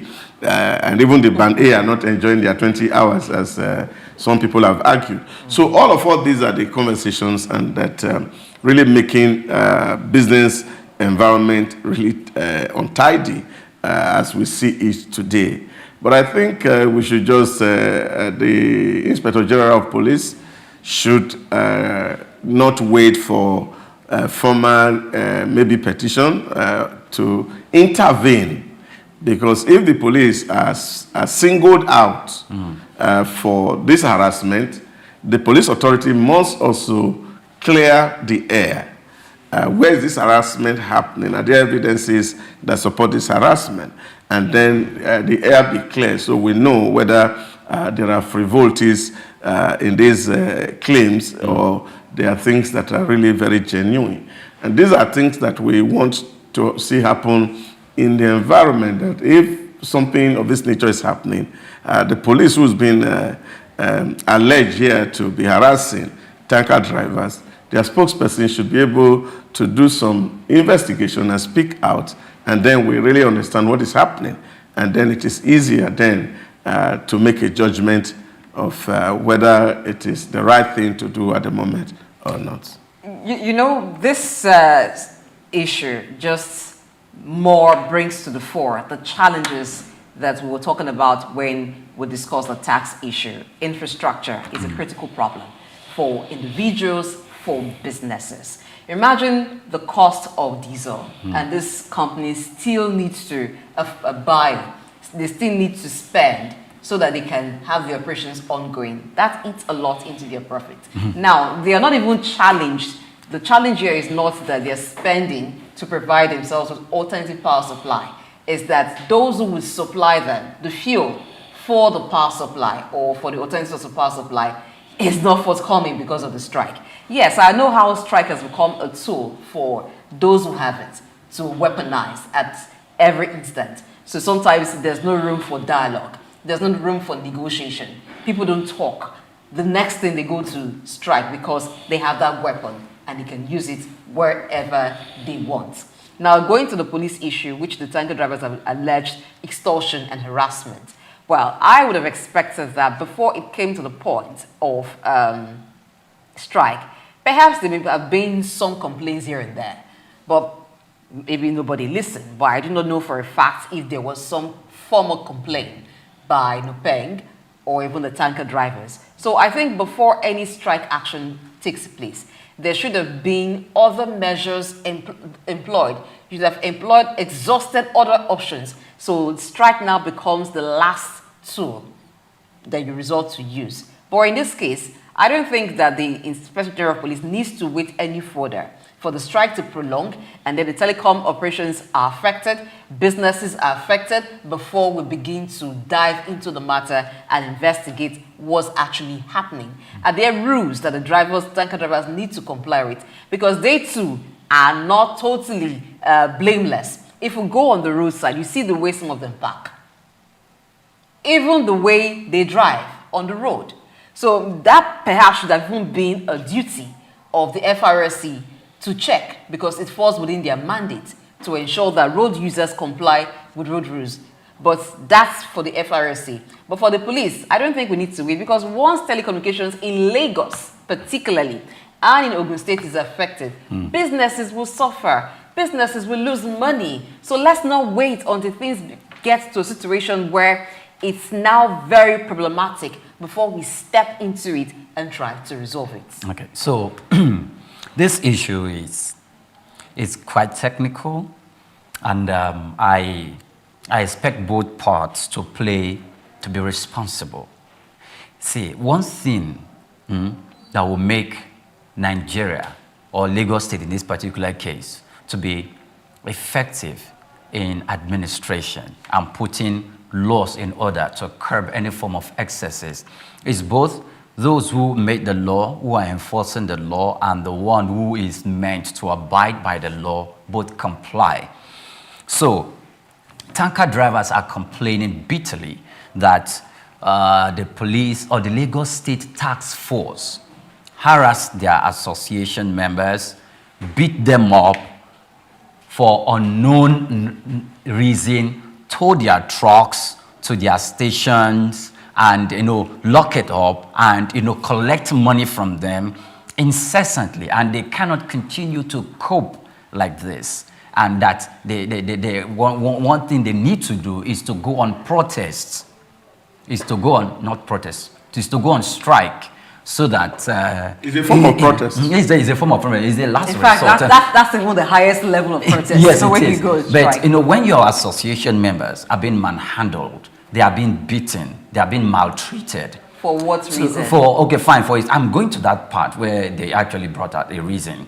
They said for unspecified reasons, they just stole their trucks. You would know that there's no complete truth in that they throw their trucks, they find them money unnecessarily, they lock up the association members, and that they had to resort by protesting. And when the Lagos State government was actually defending, they said, okay, the Lagos State government is not doing that, or the task force is not doing that unnecessarily. They are just making sure that the tanker drivers comply with their e-call-up system. So what's their e-call-up system in Lagos? It was established in September 2024, and it is meant to regulate the incoming and the exit of tankers and trucks into Lagos State.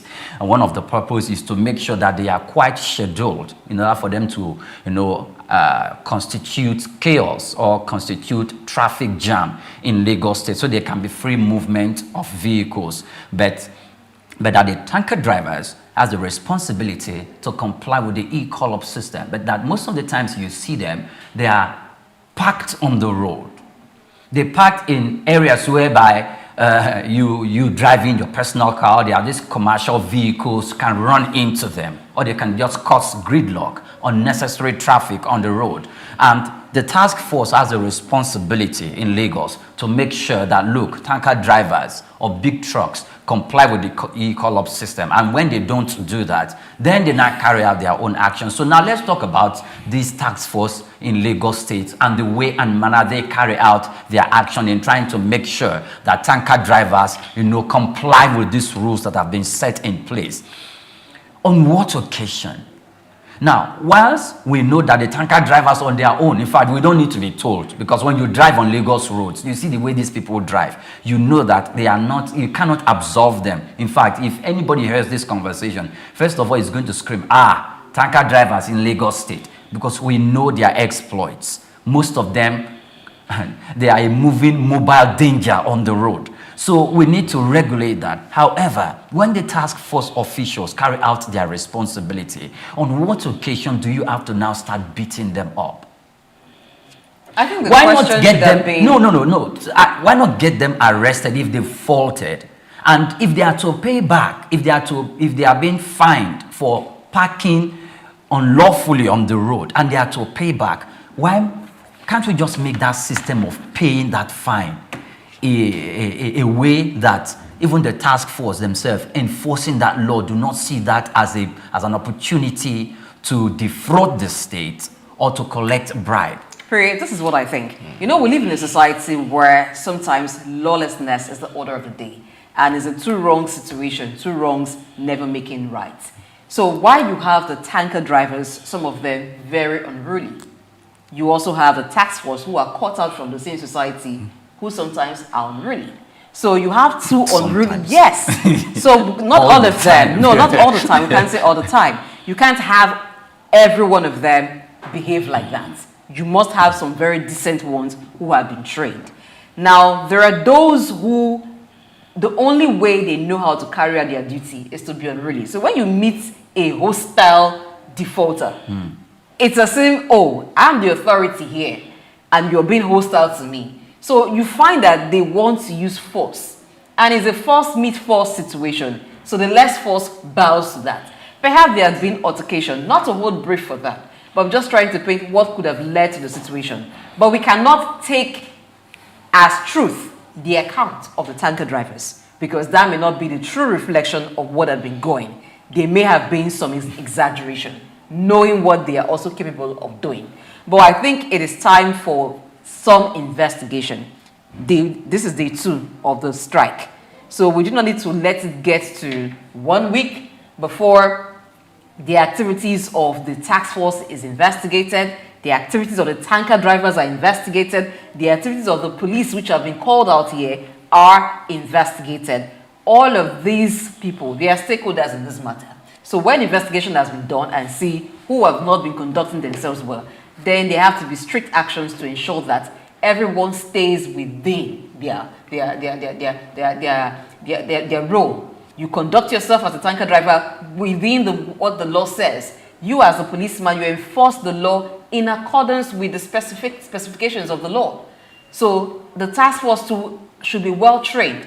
But if we have situations where certain things are not made clear, new rules are not made clear, let's also understand the literate level of the people we're dealing with. Not to say that many of them are not literate, but let's understand their disposition and find better ways through which these new rules can be enforced. Okay, so you see, for me, it's simple. There's so much that we have to deal with as a society. If we must get to that point where we expect, or the Nigeria of our dream that works well, then discipline becomes fundamental. You see, there are a lot of things that we do with sentiment in this country, that where people are violating established orders and rules, and then they will be claiming right on top of the violation, I think is the biggest challenge that faces this nation. And I have always said this, our problem as a nation is in discipline. Until we are able to tackle the problem of discipline, then we may not get too far. If you drive on Nigerian road,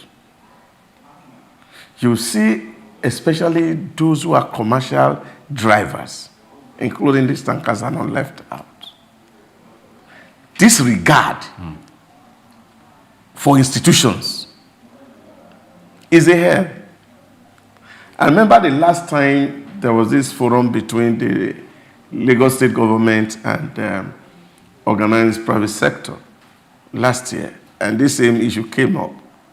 And somebody raised a point and said, look, why is it that these yellow bus drivers don't obey traffic rule,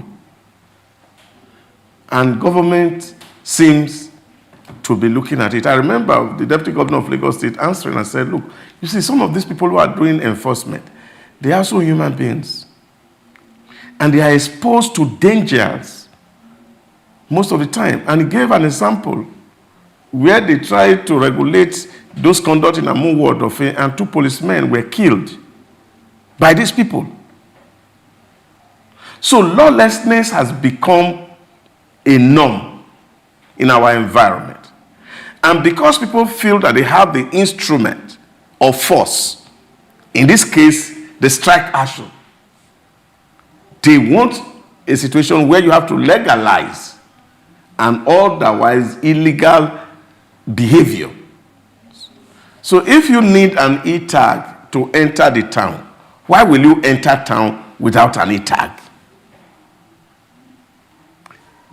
And of course, this was made very clear that you have to take your turn. So you don't need to queue for 10 days to take a fuel. Let's alternate it. Since, of course, only Lagos is taking out fuel, trucks that are coming in, when you are scheduled, that's when you are supposed to be in town. So why do you violate those rules and not complain about harassment? Are there incidents where people who didn't violate this rule are accused? See, there are also some things that we can also do by arbitration or even going to law to get justice on some of all these issues. But for blackmailing state institutions just because you want to have your way, I think it's not a way to make progress. Okay, so we'll wrap up by saying that he who calls for equity must come with clean hands. The tanker drivers, you really do not have clean hands here.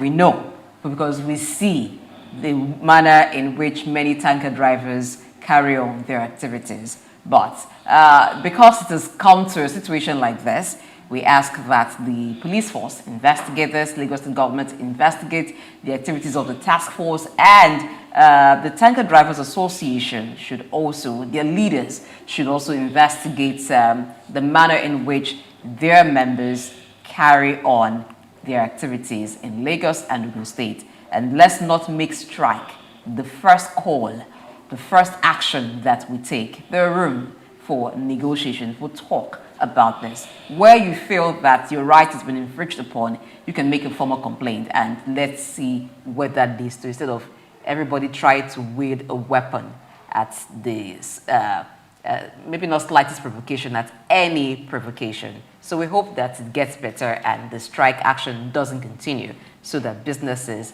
are not affected at the end of the day. Let's go on a break. Policy Discuss is up next on the Friend Burners. Please stay tuned.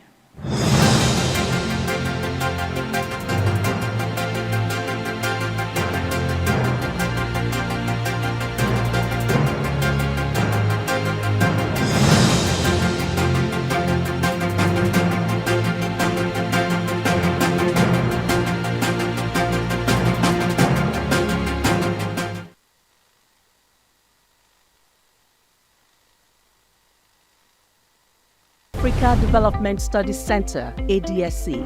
We are committed to driving sustainable growth and development across Africa through innovative training and research. Our mission: empowering leaders, policymakers, and professionals with the tools they need to create lasting change. With customized training, dynamic research programs, and study exchanges on leadership, management, and other critical development topics, ADSC offers a platform for exchanging cutting-edge ideas and global best practices. We provide comprehensive services in research and consultancy, capacity building and training, education programs, publishing and knowledge sharing. Our esteemed faculty, composed of seasoned experts and researchers, ensures a learning experience that is insightful and practical. We specialize in policy development, implementation strategies, monitoring, and evaluation. At ADSC, learning is engaging and enjoyable. Our unique methodology includes talks, interactive exercises, games, video screenings, and lively seminar discussions, all in a comfortable and friendly environment. Ready to make an impact? For more information, email us at info@adstudycenter.com or call +234 912 439 2362.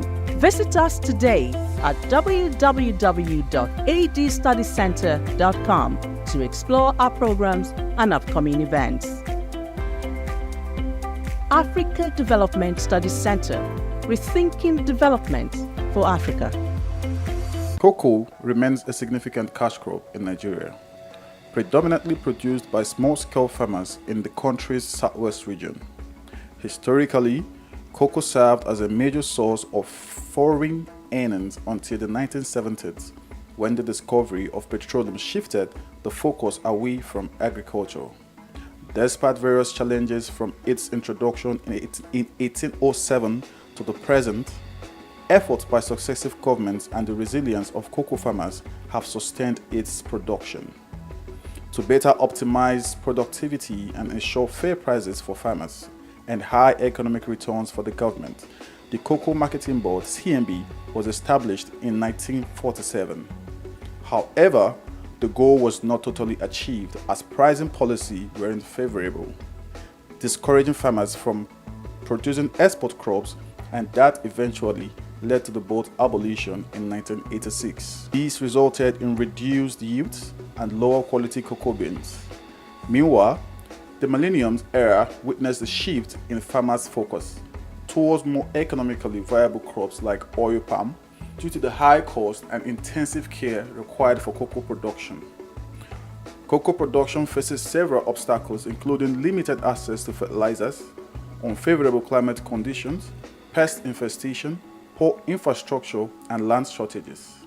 Also, herders' attacks on farmers have deterred farmers from expanding their farmlands.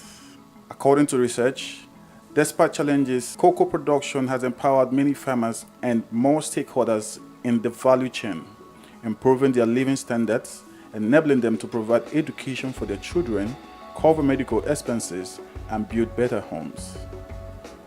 Concerning the future of cocoa farming in Nigeria, there are mixed opinions among farmers. Some are hopeful that government reinvestment and addressing current challenges can revive the sector's past success, Others are pessimistic due to the persistent issues and the trend of farmers shifting to other crops. Regardless, hope remains for the sector. Solutions like improving land-labor relations, infrastructure, and financial support could revitalize cocoa production, reduce out migration, stabilize prices, and enhance value chain development, ultimately securing a brighter future for Nigerian cocoa farming and its stakeholders. Ojai Michael, reporting for Souq News. Lateef Jakonde. Born Lateef Kayode Jakonde in the Ekpetedo area of Lagos Island, Lagos State, on July 1929. He studied at the Lagos Public School at Enowa, Lagos Island, then at Bonham Memorial Methodist School, Port Harcourt, King's College, enrolled at Ilesha Grammar School, where he edited a literary paper called The Quarterly Mirror. Jakonde began a career in journalism in 1949 with the Daily Service and joined the Nigerian Tribune in 1953. The owner, Chief Obafemi Awolowo, appointed Jakonde editor-in-chief of the Tribune in 1956.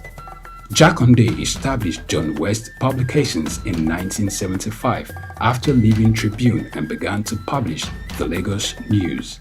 He served as the first president of the Newspaper Proprietors Association of Nigeria, NPAN. Jakonde ran for election as executive governor of Lagos State in 1979 on the Unity Party of Nigeria platform. His administration was effective and open and implemented the cardinal policies of his party. He introduced housing and educational programs targeting the poor, building new neighborhood primary and secondary schools, and providing free primary and secondary education. He gave poor people's children education, and many of them are now very prominent in the society today. Jakonde established the Lagos State University and constructed over 30,000 housing units. After the military takeover in 1983, Jakonde was charged, prosecuted, and convicted of treason and later pardoned. He served as Minister of Works under the Sani Abacha military regime. He died in Lagos on February 11, 2021. Lateef Jakonde was the first civilian governor of Lagos State. Lateef Kayode Jakonde.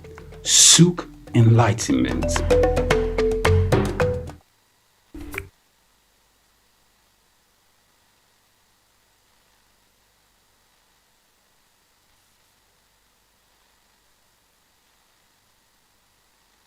Career, initially soared as a symbol of national pride. However, a series of missteps led to its unfortunate demise. In 2008, financial mismanagement became its Achilles heel. The airline became bloated with an oversized workforce, hemorrhaging money on profitable routes while neglecting crucial safety maintenance. These issues stemmed from a lack of transparency and accountability. The government, as the majority owner, failed to implement proper checks and balances, allowing mismanagement to foster. Weak regulatory oversight likely played a part as well, with instances of impounded aircraft due to unpaid debts and safety concerns raised by international bodies. Ultimately, the crippling debt burden proved unsurmountable, forcing Nigeria Airways to cease operations, leaving a void and a valuable lesson for the future. This lack of transparency and accountability isn't unique to state-owned airlines. Several privately owned airlines have also suffered the same fate. Effective corporate governance, including robust financial management and adherence to safety regulations, is essential for any airline to succeed. The broader lesson here is the critical role of corporate governance in the aviation industry.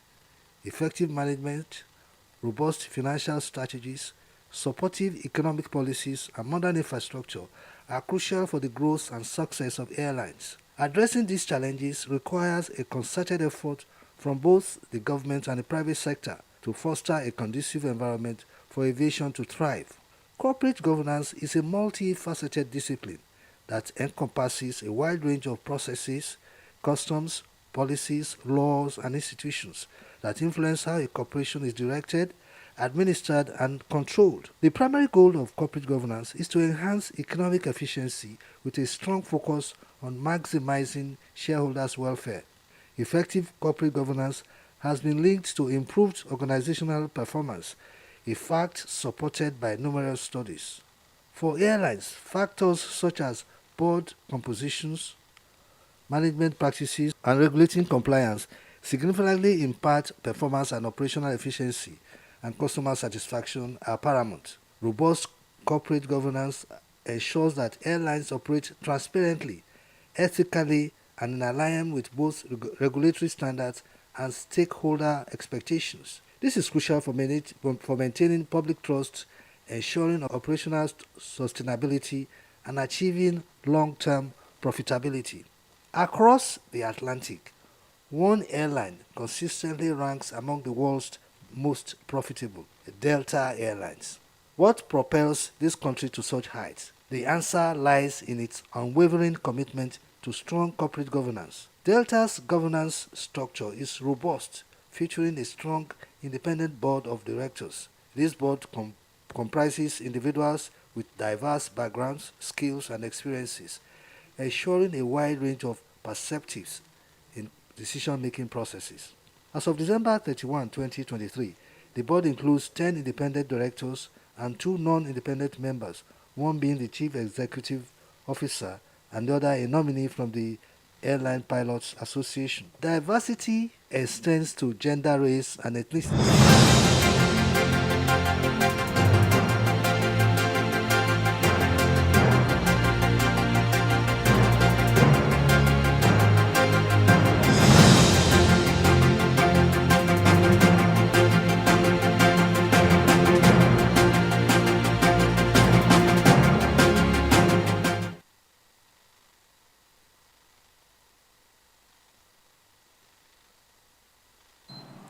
Many thanks for staying tuned to the front burners. It's time for policy discourse, and this time around we'll be looking at vocational training in Nigeria, vocational skills training in Nigeria, because there are reports that increasingly Nigerians prefer artisans from Congo, Benin Republic, to do some of the construction jobs and some other tasks that they would need to carry out. Not as if there are no Nigerians who are skilled in this area, but why the preference for those who are of Congolese, Togolese, and Benin Republic origin? So this is what we intend to find out today. And we have to go get ourselves an expert in this field so that we can look at this. So I guess this morning we'll be talking about it. And before we bring in our guests so that we can look at the issue of vocational skills in Nigeria and why some of the jobs are now being outsourced, I need to ask Doc and Pri their vocational skill. So they will tell me if they've been getting patronage from Nigerians on that skill, or Togolese, Congolese, Benin Republicans are taking. Doc, do you have a vocational skill? Well, it depends on what you call a vocational skill. Okay, are you an artisan? Are there some things you can do with your hand? I have not. You know how they say, do you have handwork? Handwork? Handwork, yeah. But you know the street language is handwork. Do you have handwork? Doc is an elite. He doesn't do that. Do you have any handwork? What's your handwork? I have. I'm into photography. Oh, really? Yes. So, but this time, I don't know if the Togolese, Congolese, and the others are taking over. Togolese, Congolese. I haven't met them in the industry. Okay, good for you. Well, for me, Doc is an elite. He don't do. I had one before. I'm a farmer. I had one before. You know, when you get out of school and they say you must learn a craft, you must acquire a skill. So I said, okay, let me venture into the hair business. And so I started that. But I know that, yes, we have Togolese in that. I don't know if they're taking over from Nigeria, but there's still a particular type of braid you want to do, and they say Togolese are better at it, or Ghanaians are better at it, that style of braiding than Nigerians. But you know we're good at everything. So let's bring in our guest right now. and he will do justice to the conversation. So joining us virtually is architect Ovie Beniti, who is an architect and a water solutions expert. So he himself is a very skilled man, and he'll be speaking to the fate of his skilled colleagues in Nigeria. Good morning. Thank you for joining us this morning. Good morning. I hope you can hear me. Yes, we can. It's good to see you, architect Ovie Beniti, once again. I think this is the first time that we're having you on the show this year. Yes, it is. Thank you for having me again. You're welcome. You're welcome. You're welcome. So those are that increasingly Nigerians prefer those from Togo, those from Congo, and even Benin Republic to carry on tasks like tiling and the POP fitting in construction work and so many other tasks in that field. But you also have Nigerians who have this skill. Why do you think there is the preference now? Let's begin from that report before we get into vocational training in Nigeria.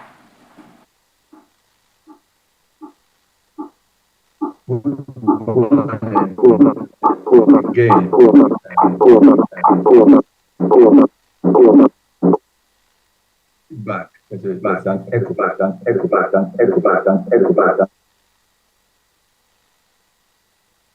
been fixed. I think you can go on. It's about training. It's not about anything else.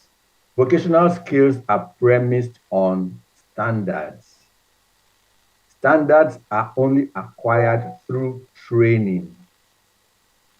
Training is a formal activity, and training is carried out by particular people, not just anybody.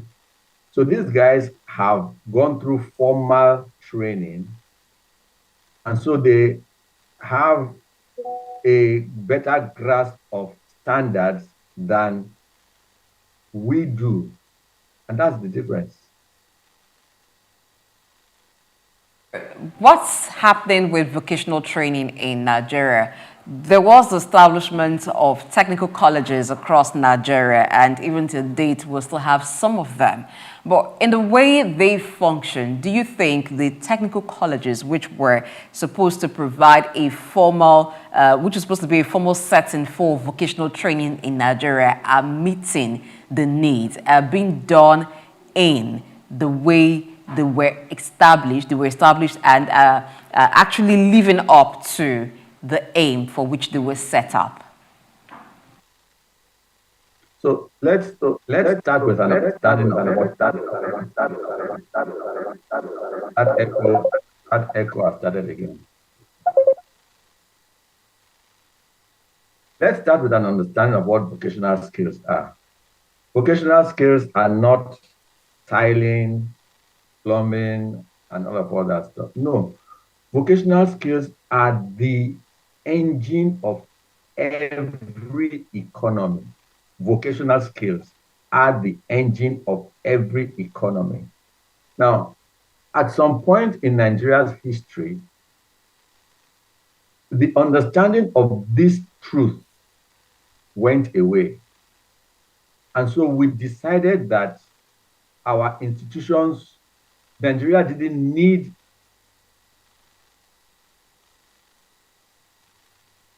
Nigerians were going to become graduates. And so the need for formalized technical training slowly died. And in the minds of every adult Nigerian, their children would never get involved with vocational skills, handwork. You know, we made it look like something not to be desired. Vocational skills are for the dregs of society. They never do well. Those who can't go to school, those who can't, make it in school, those are the ones who should go to vocational training. No, absolutely not. So funding died. Like everything else across the country, focus on sharpening the areas died. You're showing the pictures of, welders, auto mechanics. These people need theoretical training along with practical training. And this is the problem. An understanding of the need for vocational skills. It is not something that, if you can't do anything with yourself, go and learn a skill. No, that's not what it is at all, at all. So let me, state from the get-go that the goal of vocational education is to bridge the gap between education and employment. Vocational skills include baking, include packing the stuff into a bag in the shop when you have bought the things. When you wrapping the things, all of those things are vocational skills that can be curriculumized and taught, because every economy needs these skills to grow. Every economy needs. When we talk about vocational skills, what comes to mind immediately is, building technology skills, mechanics, tailor. It's larger than that. Larger than that. Larger than that. Larger than that. Larger than that. Larger than that. Larger than that. Larger than that. Larger than that. Larger than that. Larger than that. Larger than that. The echo is not coming from me. In return, we will continue this conversation.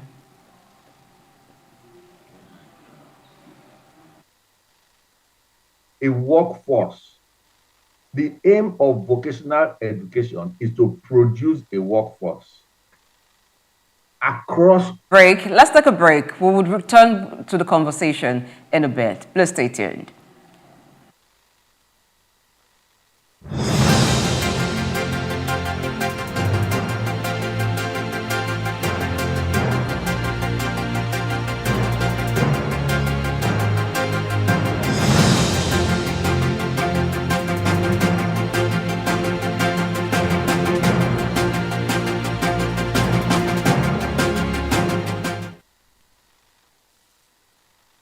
Africa Development Studies Center, ADSC.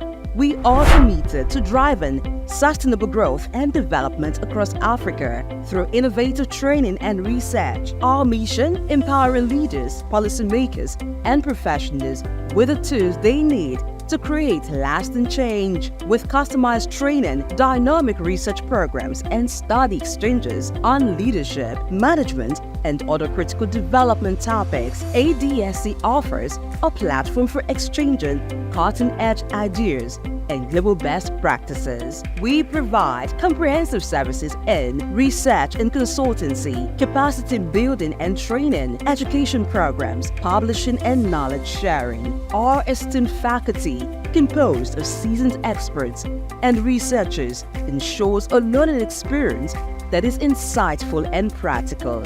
We specialize in policy development, implementation strategies, and monitoring and evaluation. At ADSC, learning is engaging and enjoyable. Our unique methodology includes talks, interactive exercises, games, video screenings, and lively seminar discussions, all in a comfortable and friendly environment. For more information, email us at info@adstudiescenter.com or call +234 912 039 2362.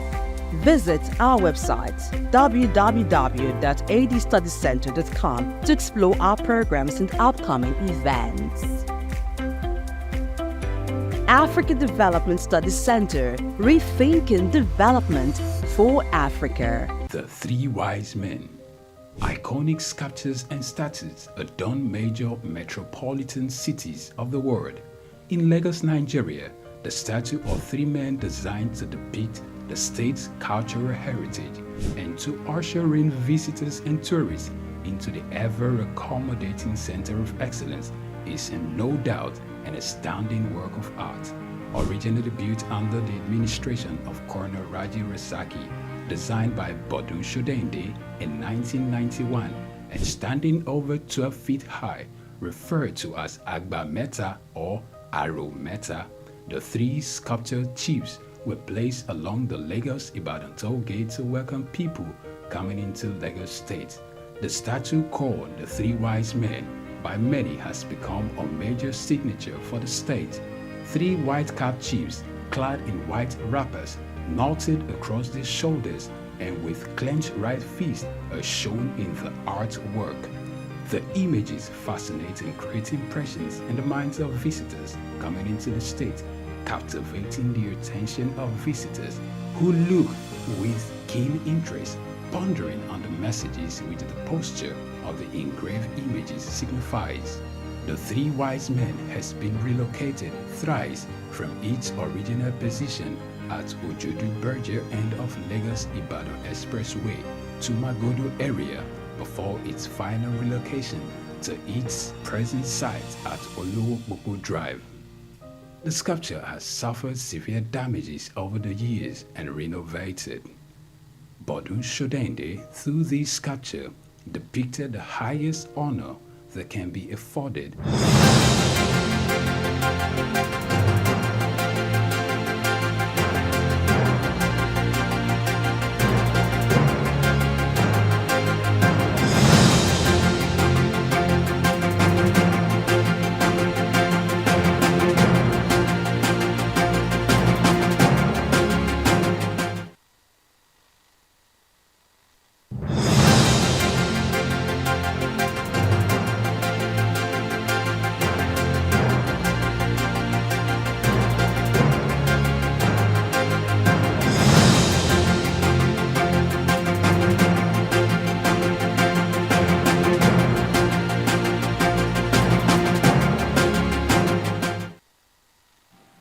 Well, thank you for staying with us on the front burners in this as policy discourse. Let's look at vocational training in Nigeria.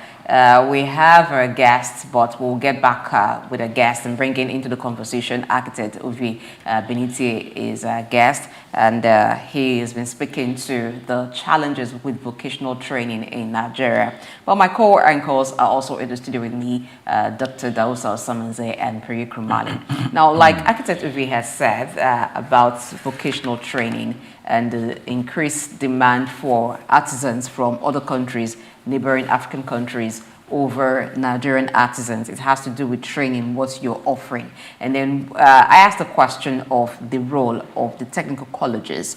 Now, he was expanding the conversation, talking about how we see vocational training versus how vocational training should be. Now, it is seen sometimes like, oh, when people cannot do well in formal education, parents say, okay, let's turn you over to acquiring some skill, learn a trade, you know, get some crafts, some craft skills that you can use to earn a living.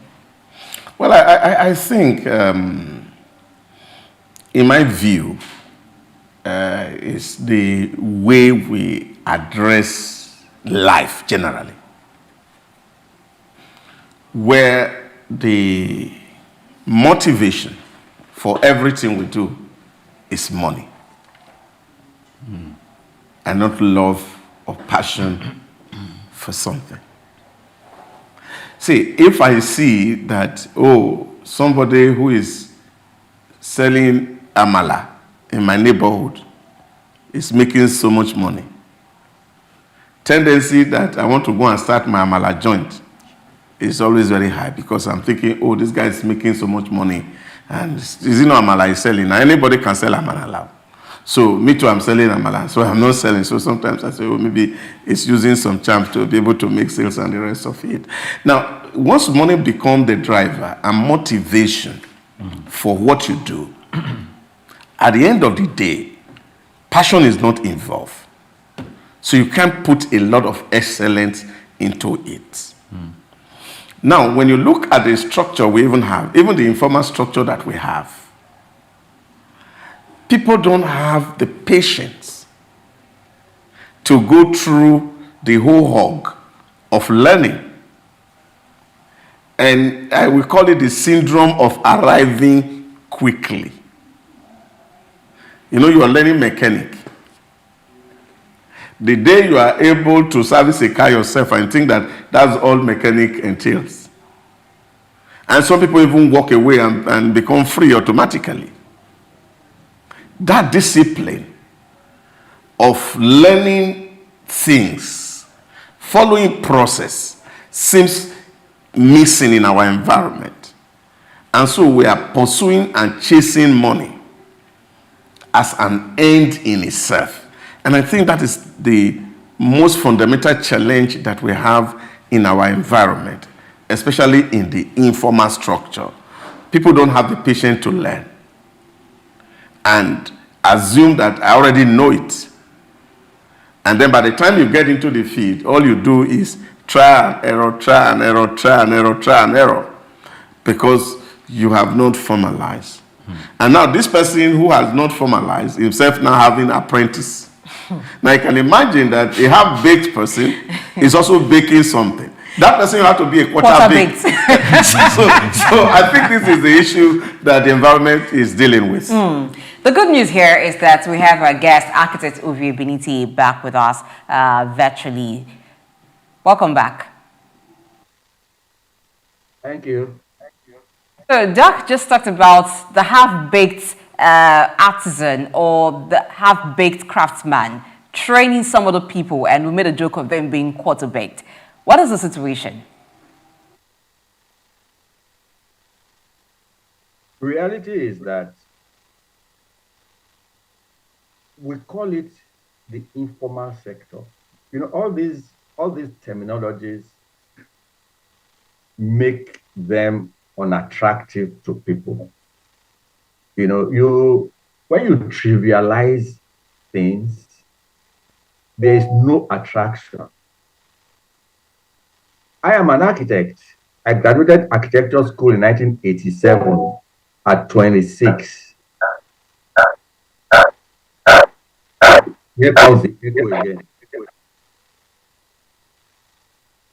2006, when I was 46 years old, having been involved in several, projects, and realizing the enormity of the lack of plumbing skills, I trained as a plumber. Now imagine me telling you that I'm a plumber. You won't believe me. So vocational skills are not at all things to be trivialized. Germany became the strong country that it is because of its pool of trained workmen. The industry that they have is standing on only one thing: trained workmen. Let me use the example of the building industry to tell you how important trained workmen are. Now, in the building industry, you have the professionals, what we refer to as the professionals, the architects, the engineers, the cost consultants, quantity surveyors, and all those people. Now, these people are the people who conceptualize everything that is happening. What percentage of any building do these people form? Now, below them, you have those who are supposed to have come out from, polytechnics, who are the ones who are the supervising level of the work that's going to be done. Those who interpret for the workmen to do. And then you have the workmen who execute and bring into physical form what the architect has visualized in his mind, what the car designer has visualized in his mind, build the parts, and then put them together. Now, this is the critical and crucial role that the workman, the people we refer to as people with handwork, this is a critical role that they play in the development of any economy.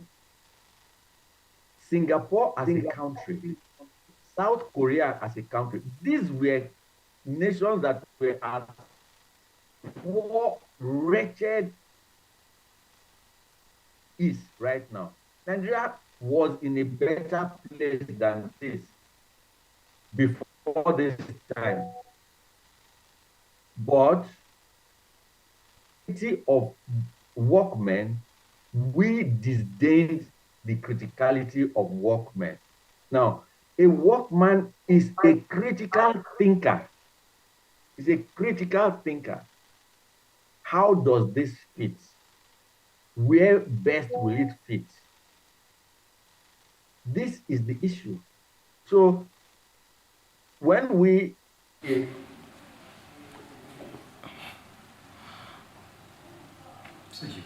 Okay.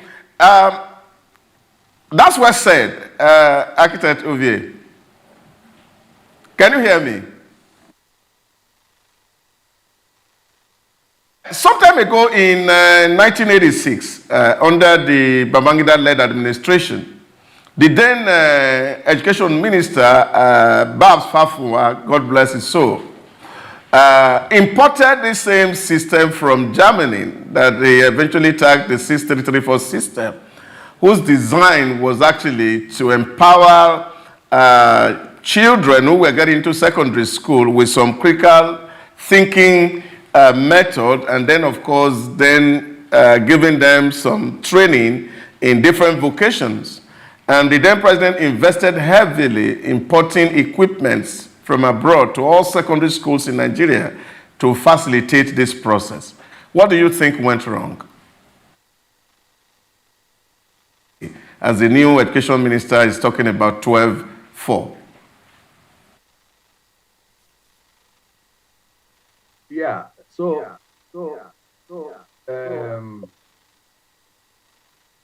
machines do not do anything.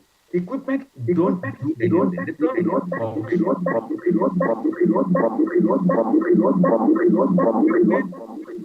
Echo it back, sir. Equipment don't function. Equipment are utilized by people who understand those equipment. Now, all of that money was thrown away and countries were enriched. Let me give you the example of South Korea. When the government of South Korea decided that they were going to be a car-producing nation, they discouraged the import of cars and decided to build a workforce of people who build car parts. Car parts. A man in his one-room apartment builds just brake pads. That's all he does. And he feeds the car industry with brake, and he was trained to build brake pads. So what went wrong then is that trainers were not available. You must have a ready pool of trainers. Under the Gowon administration, which I consider to be the apex of governance in Nigeria.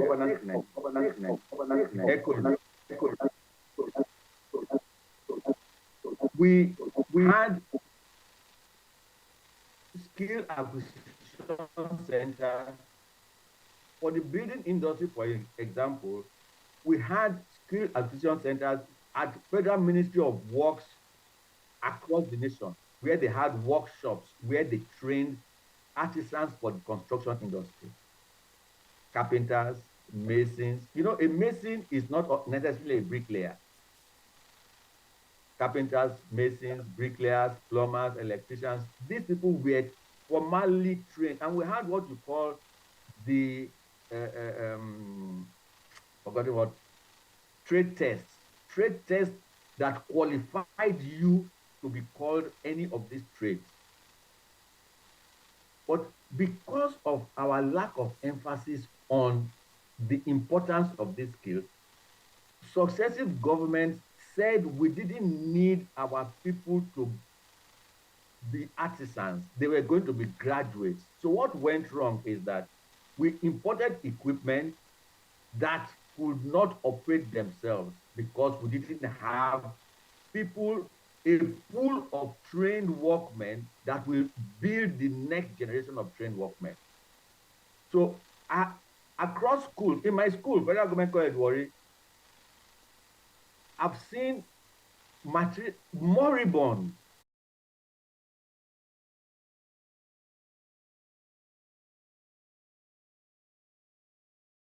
intended users were not available. So the first leg of vocational training is to build a pool of trainers.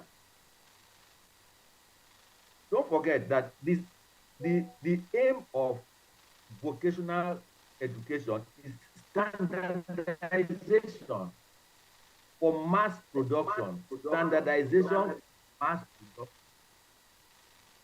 So once standards are You hear me? Architect Benitez, if you can hear me, I'll need to ask you one more question, and I need you to really take us deeper in this. I'm sure you're not surprised when there was a time in Nigeria we were bedeviled by building collapse. Even in the center of excellence, which is Lagos, building collapse was the order of the day. And this is not far-fetched, some of the reasons I think you have pointed out. Now that we have discovered all these loopholes and where we had got it wrong, we have gotten it wrong, where we had fallen short excessively, by way of policy, how do we fix this challenge? By way of policy, we need to identify. This thing has to be broken down into legs and stages. The first stage is to build a pool of trainers. Without a pool of trainers, I am a qualified assessor of vocational skills. There must be a recognition of the need of these skills for the industry, for the country's economy. So, first of all, it is not, getting equipment. All that is premature. The first thing is to build a pool of trainers. Once you have a pool of trainers, then you can set up centers across the country to build, to pass this capacity on. It's a slow build. It's not a quick fix. It's not a quick fix. When I did my training in 2006, I didn't find where to train formally in Nigeria. I went online and trained from the Continue the conversation. We do hope that we'll find another time to bring in architect Ovie Benitez, who is an architect who will be in the studio physically so we can have this conversation more and talk about the way out of this challenge. It's become a challenge, not just because we have skilled workers who are not really very skilled as they should be, But because those who were providing the skilled labor, those from Congo, Togo, and Benin Republic, because of the economic challenges in Nigeria and the depreciation of the naira, which was like an attraction for some of them to troop into Nigeria and earn a living, some of them have returned to their country, and so they're not in large numbers as they used to be. And another challenge with using artisans who were not resident in Nigeria is the issue of some of them running away when they are paid. So without completing the job, they just make away with the money and return back to the country. But you see, a lot of people still come around. They have not gone anywhere. Togo is not better than Nigeria. They are all here. Benin Republic is not better than Nigeria. Their workers are all here. You see, the real huge issues in the industry is that you're having a lot of people within our environment who are not even participating. And I think Architect Ovie hit the nail on the head when he said that even calling that sector informal sector is discriminatory. Yeah, it's derogatory, not just discriminatory. It's derogatory. And because we have not elevated the status of the workman, a lot of people who can think don't even get into that space. And that is the principal challenge number one. First and foremost, the dignity of labor need to be emphasized. That the fact that somebody is a mason doesn't make the person less human. First and foremost, he is advocating let's even upgrade, let me use that language, the kind of description we give to people in that sector. Let's agree that these guys are important. Like if you go to places like UK, not everybody can hire a plumber. Yes. Not everybody. So you must be well-to-do to be able to get the service of a plumber. Or a driver. So by first and foremost dignifying that trade, a lot will happen. But I also like the point that he raised, that equipment don't use themselves. You have to have human being to use equipment. Yes, we have equipment supplied. But unfortunately, those equipment didn't have people who were qualified enough to teach or train the students. So I remember in my own secondary school, we saw those equipment arrived. We saw them in pallets. And all till we left school, nobody opened it because I'm not too sure whether people knew what to do with it. And my school was in a remote village. And to tell you the level of penetration of government determination to see things really work. True. But I think it was like Architect Ovie has said, it's like putting the cart before the horse. Okay. The government would have invested so much in training the personnel who were going to use this equipment before bringing the equipment. And of course, that gave room to vandalization, that those who didn't know what the equipment were meant for had to vandalize them and sold them as cheap iron rather than putting them into good use. These are issues that government would need to do and say, how do we build capacity for those who want to be in specific field? Because beyond these workmen we're talking about, there's also this issue of the development that is happening right now in the AI space. And we're having, for example, people who have never coded before and they are teaching children how to code. And this is a big problem. Because you don't have experts who are doing this thing. And at the end of the day, you are not able to actually produce fully baked workmen. They will also become half-baked. How do we ensure standard? Architect Ovie said that he's a technical skill assessor. He can assess a person's skill level, and determine if that person is qualified. So who does the standardization? What body does the standardization to ensure that you don't just go to do some apprenticeship under someone who has not even fully learned himself, and then you become half-baked as well? Okay, so I got some of the lists of the schools that were government established intentionally between 1985 and 1993, and they all have different nomenclatures and they have different roles and saddled with the responsibilities to produce these workmen.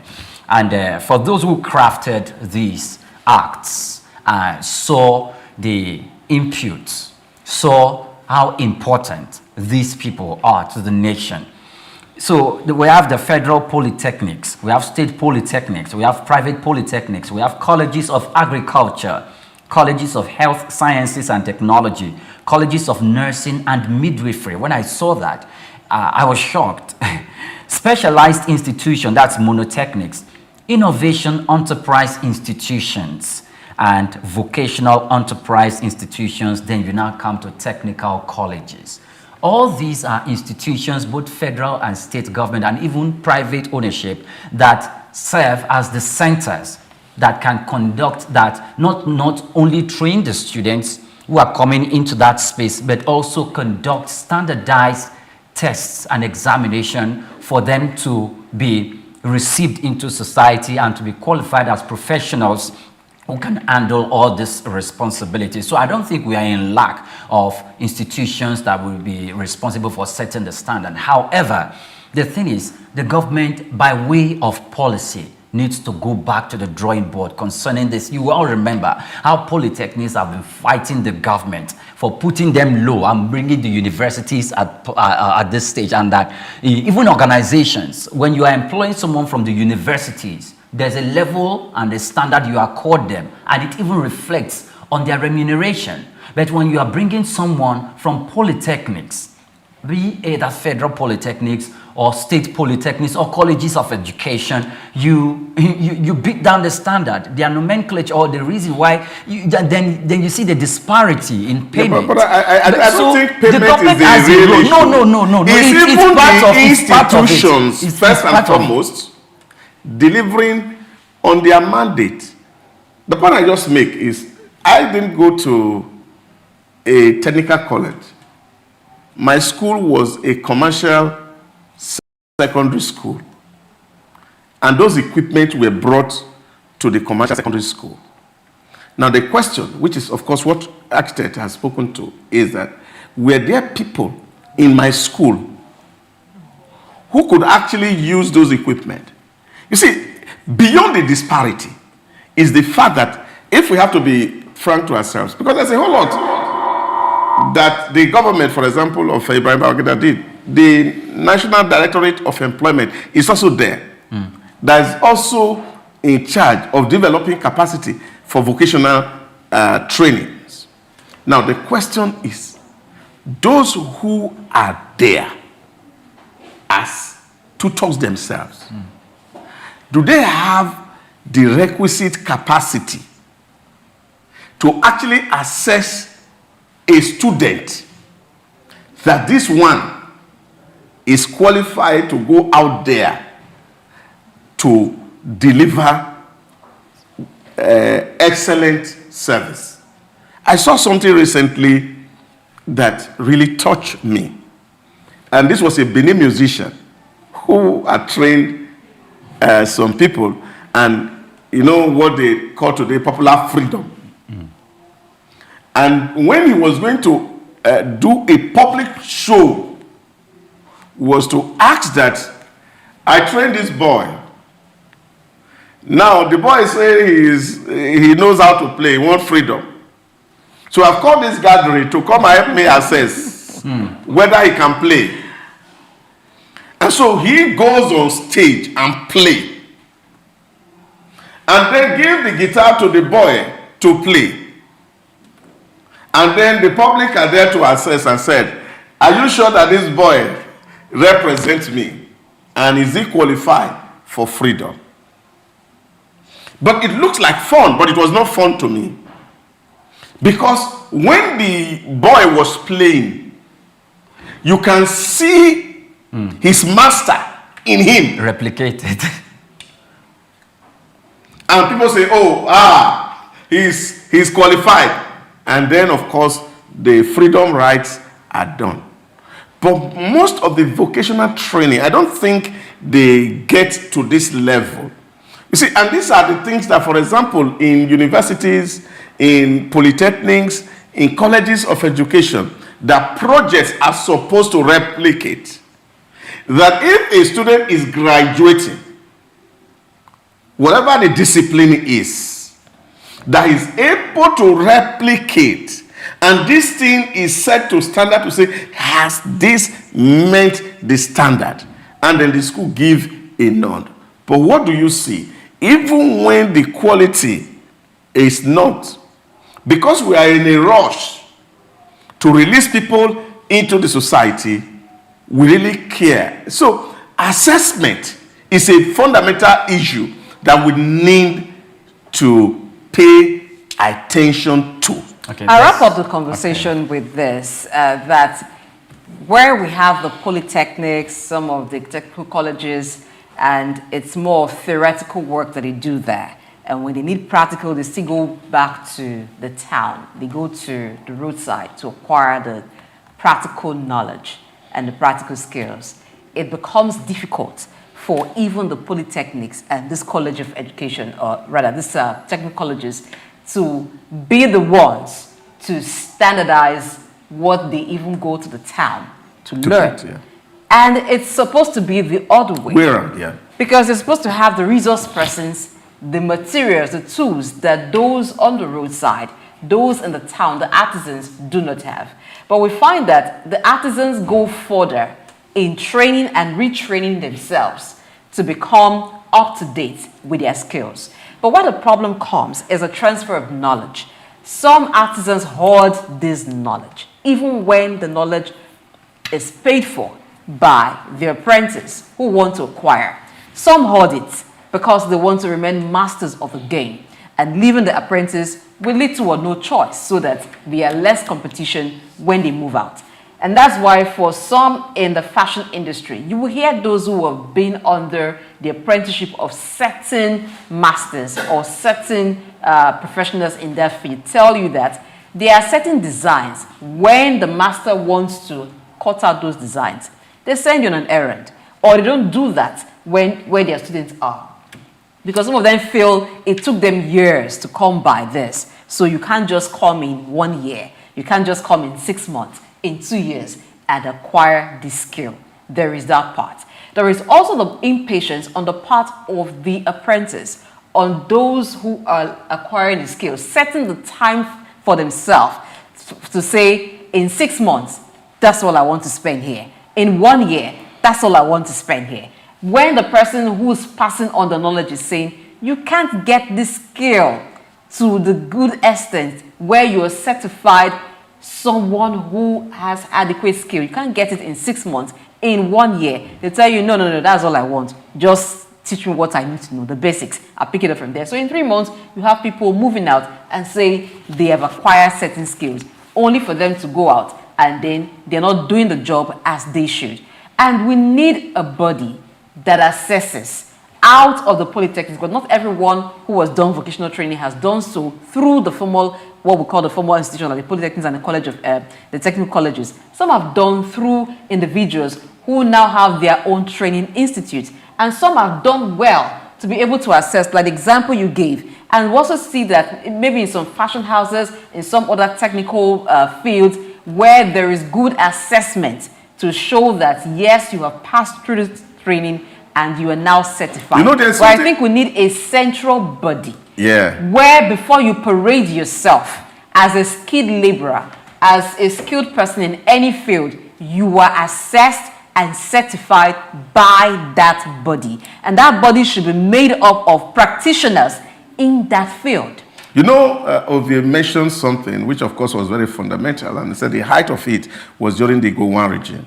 And you see, what happened really then was the fact that even the Nigerian Trade School that was in Yaba here, you can't get out of that school.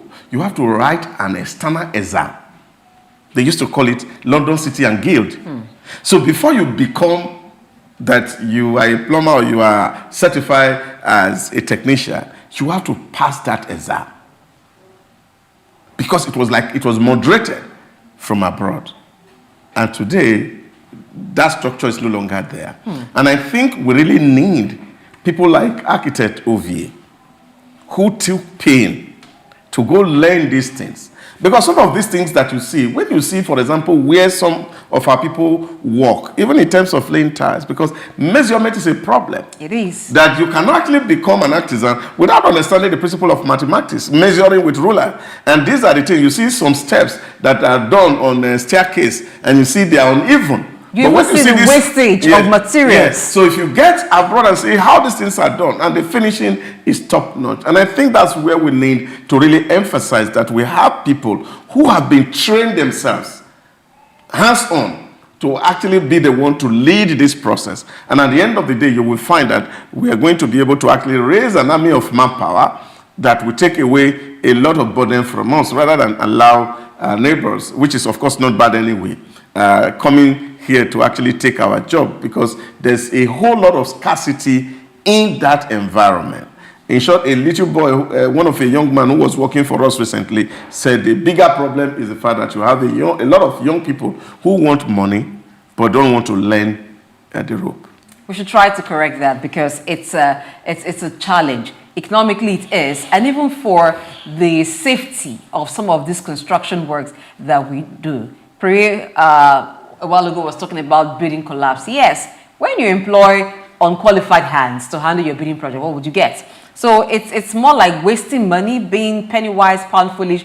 But the thing at the end of the day is that the cost is not even borne by the unqualified, skilled people, or those who parade themselves as skilled laborers who are not really qualified. It is borne by you who engage the services of these people. Because when they're done with your job, they leave. You are there to bear the consequences that come. So it's something that as a society, as government, as a people, as parents, we should ensure. If your child is learning a skill somewhere, ensure that they know what they're doing there, and not just counting time to later parade a certificate and then just say, oh, I've learned this, I've acquired this skill. But really, when you're put to the test, they can deliver on the job. Let's take a break.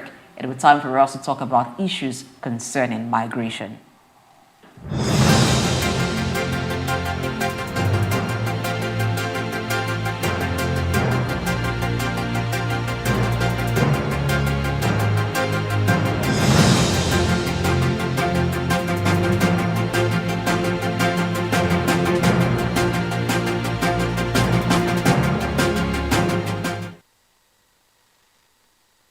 The Africa Development Studies Center, ADSC, we are committed to driving sustainable growth and development across Africa through innovative training and research. Our mission, empowering leaders, policymakers, and professionals with the tools they need to create lasting change. With customized training, dynamic research programs, and study exchanges on leadership, management, and other critical development topics, ADSC offers a platform for exchanging cutting-edge ideas and global best practices. We provide comprehensive services in research and consultancy, capacity building and training, education programs, publishing and knowledge sharing. Our esteemed faculty, composed of seasoned experts and researchers, ensures a learning experience that is insightful and practical.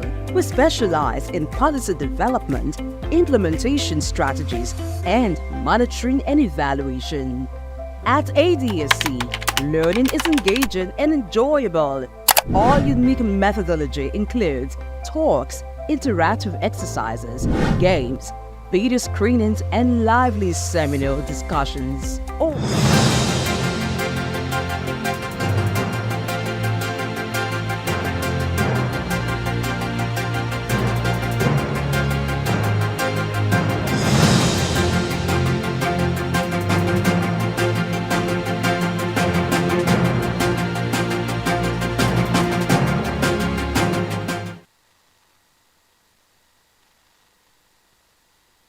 It's the Policy Discuss segment on the front burners. And this time around, let's take a look at the new plan of the federal government. There are plans to cancel visa on arrival policy and introduce landing and exit cards. So the federal government, through the Ministry of Interior, has this plan, and it was announced by the Minister of Interior, Dr. Olubunmi Tunjojo, on Friday in Abuja, where he made a disclosure during the ceremony of a week-long capacity building organized for personnel of the Nigeria Immigration Service. So, according to the minister, on assumption of office in 2023, it said that the visa on arrival policy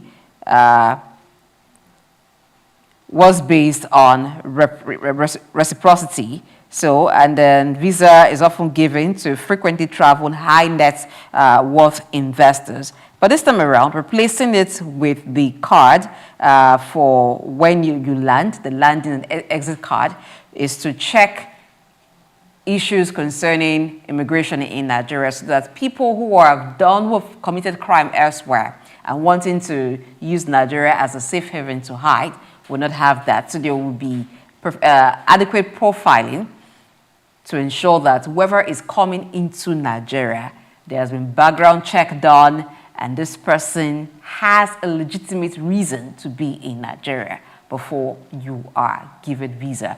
But if you intend to come to Nigeria, from where you are, you fill the form, and then the government does everything that is necessary, the background check and everything, and then you will approved for landing in Nigeria. There's also an exit card that will be given to you. Not you coming, and it's when you show up, they're giving you visa on arrival.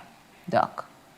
Well, moving from the old to the new now. Yeah, I think given the incidences that has happened in time past, this has become very necessary because that helps put a check on people who come into the country, that once people fill in their document online, you are able to do the appropriate security checks on them, and then by the time they are arriving, you know who has come into the country. All right, before we continue the conversation, let's bring in our guest, who is a principal partner, Woodridge & Scott Consulting. His name is Segun Shukbiton. Good morning. Thank you for joining us today.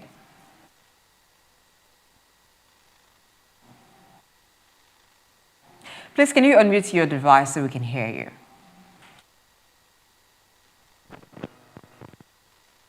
Okay, if we look at what the Minister of Interior, Olubunmi Ojo, is trying to do here to ensure that people do not just come to Nigeria without us knowing who they are. And he actually mentioned that the Nigeria Immigration Service should be able to tell Nigerians how many people have come into Nigeria within a given period of time. So this is going to be an automated process, and is going to also help to ensure security. What's your take on the move, cancelling visa on arrival and replacing with a landing and exit card?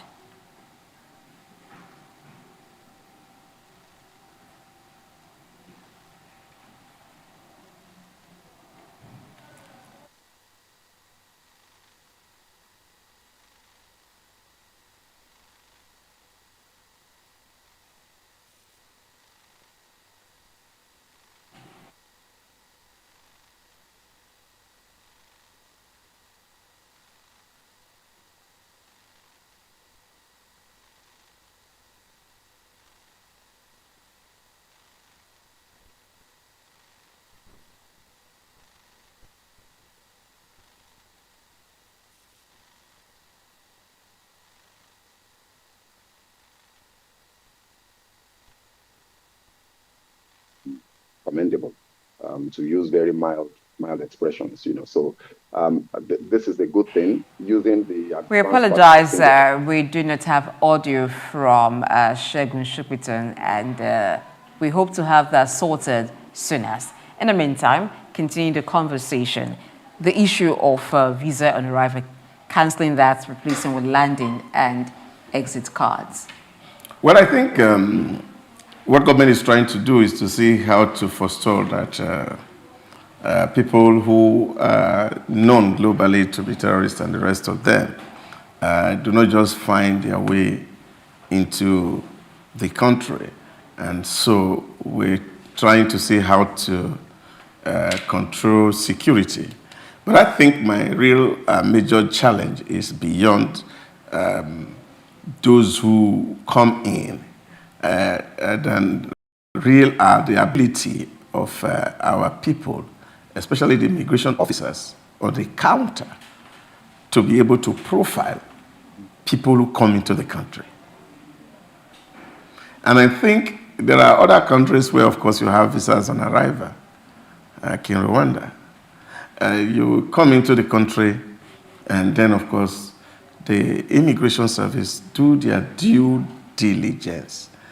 Yeah, but because even if you have to fill a card, and somebody still will need to beat your process, it is the men who man the gates that, for me, that really needs to be reformed or transformed.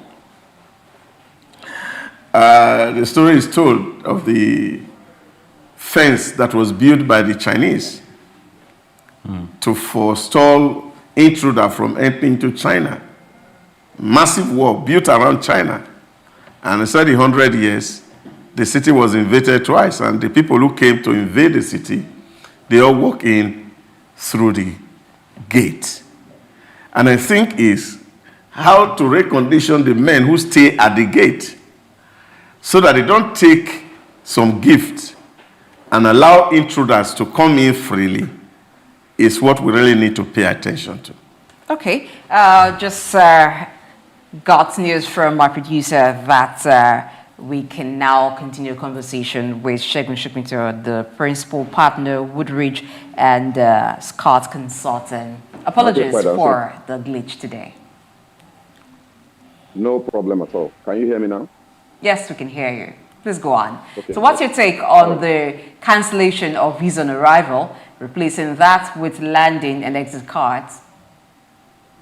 Yeah, I don't think that the visa on arrival thing is really the news for me.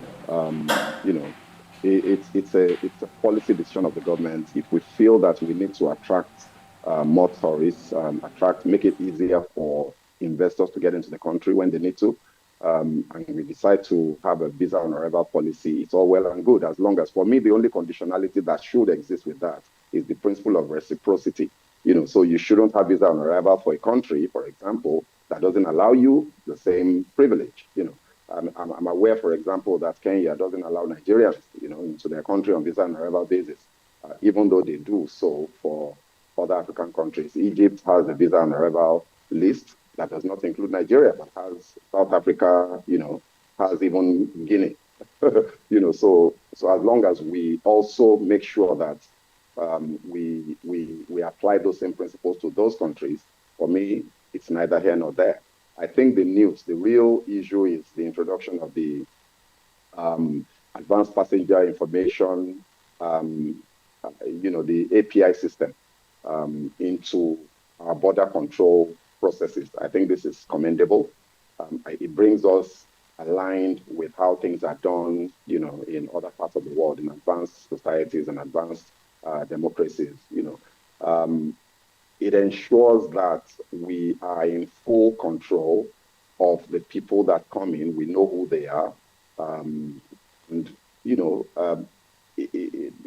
working hand in hand with the international security agencies and all that. So it's a good thing. The other thing that I think that the minister has done, which should be commended, is the attempts to align our different databases, you know, into one central database. And this is, for me, the complementary part of this that is still a bit missing. So it's good that we now know who these people are when they come in. But to the extent that they can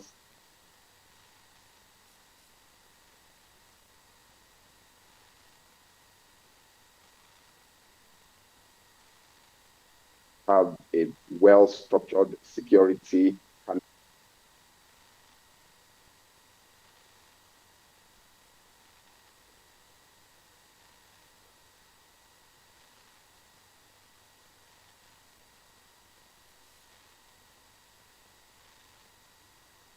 I think it's to be commended, and encourage the minister to go, you know, full speed ahead, bring all of these databases together so that we can reap the full benefits of having, you know, the API system in place, as it were.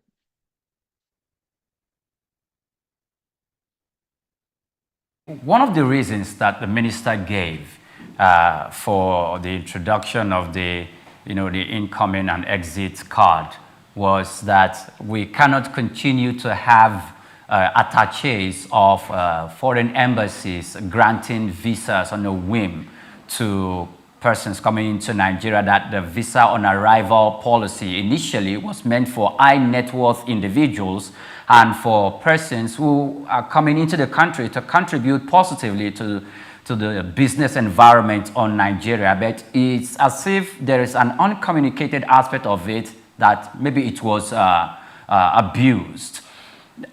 The other aspect is about criminal element using that mechanism to come into Nigeria. Are we saying we don't have a database system or in connection with other countries to know persons who could be coming into Nigeria but have a criminal record? Most especially, there's been accusation against China that most of the factories here in Nigeria are being manned by some Chinese persons who served jail time in their countries, then they come back to then they are shipped into Nigeria to manage some of this their manufacturing hubs in Nigeria, and the way and manner they treat the Nigerian staff is something that falls below standard. Could it be connected to the visa on arrival policy, or is just a mismanagement of the database system?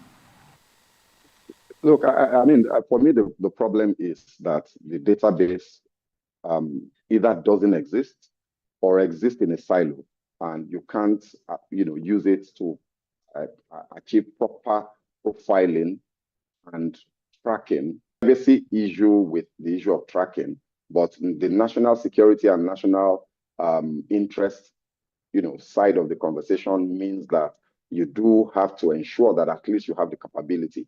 The landing card and exit card, that the minister spoke about is something that already works, but it's manual. If you travel out of the country today and you're coming back and you get a landing card and you fill it, and then you submit it, at the border control, the immigration desk, at the airport.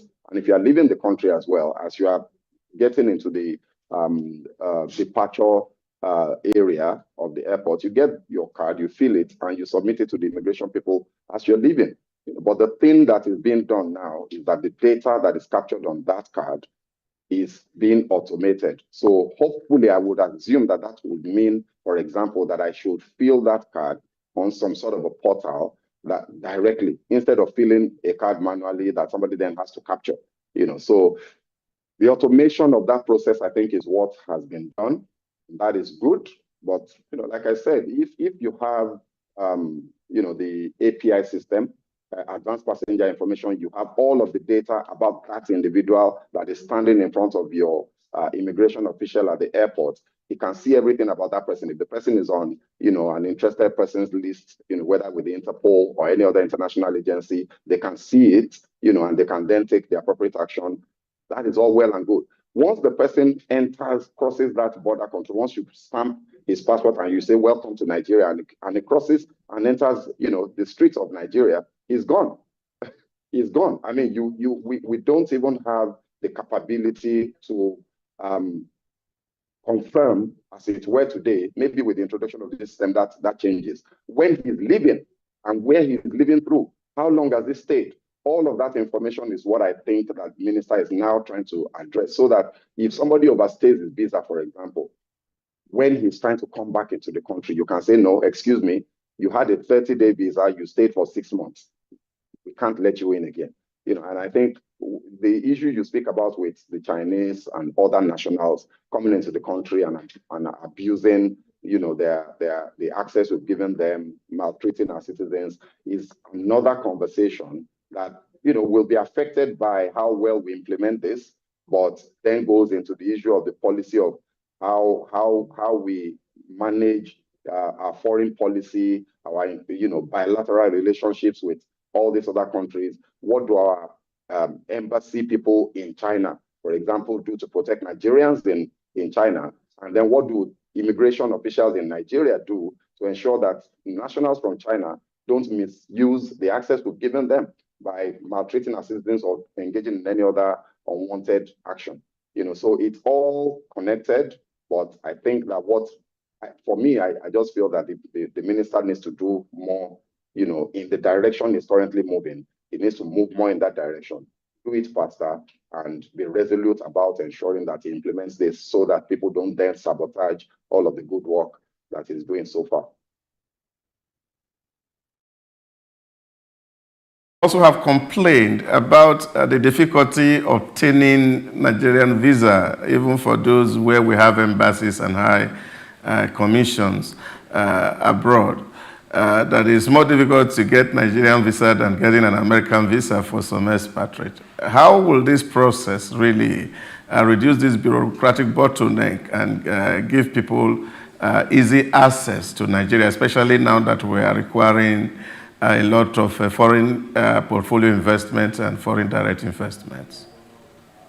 I think thanks for that question, because that also ties to what I was saying with regards to the work that the minister has been doing. What the minister is doing is this, basically trying to reform the entire immigration process for the countries.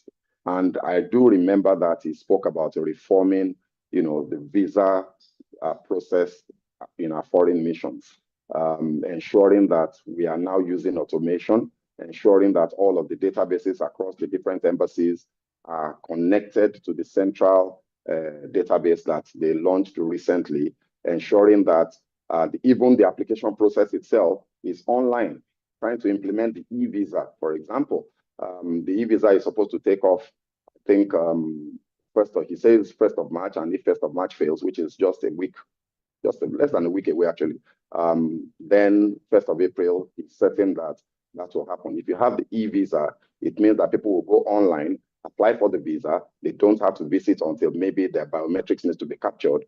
And then, they get issued their visa, it's stamped on their passport, and it can be read. It's machine readable, so that when they come into the country, again, it's a seamless process for getting in. All of this ties, of course, to the issue of ease of doing business, ease of entry, to encourage investors to come, bring their monies into the country, knowing fully well that they don't face administrative bottlenecks, even in just the process of trying to come into the country.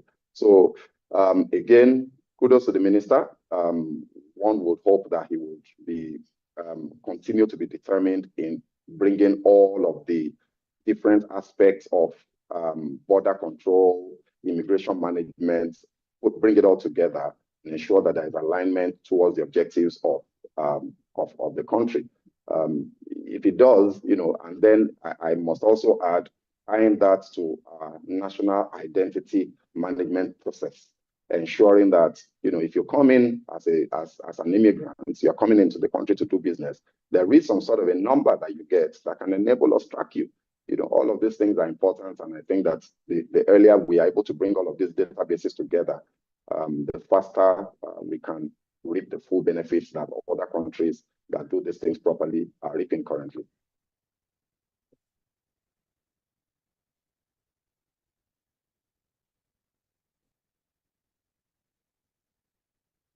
I can't hear you.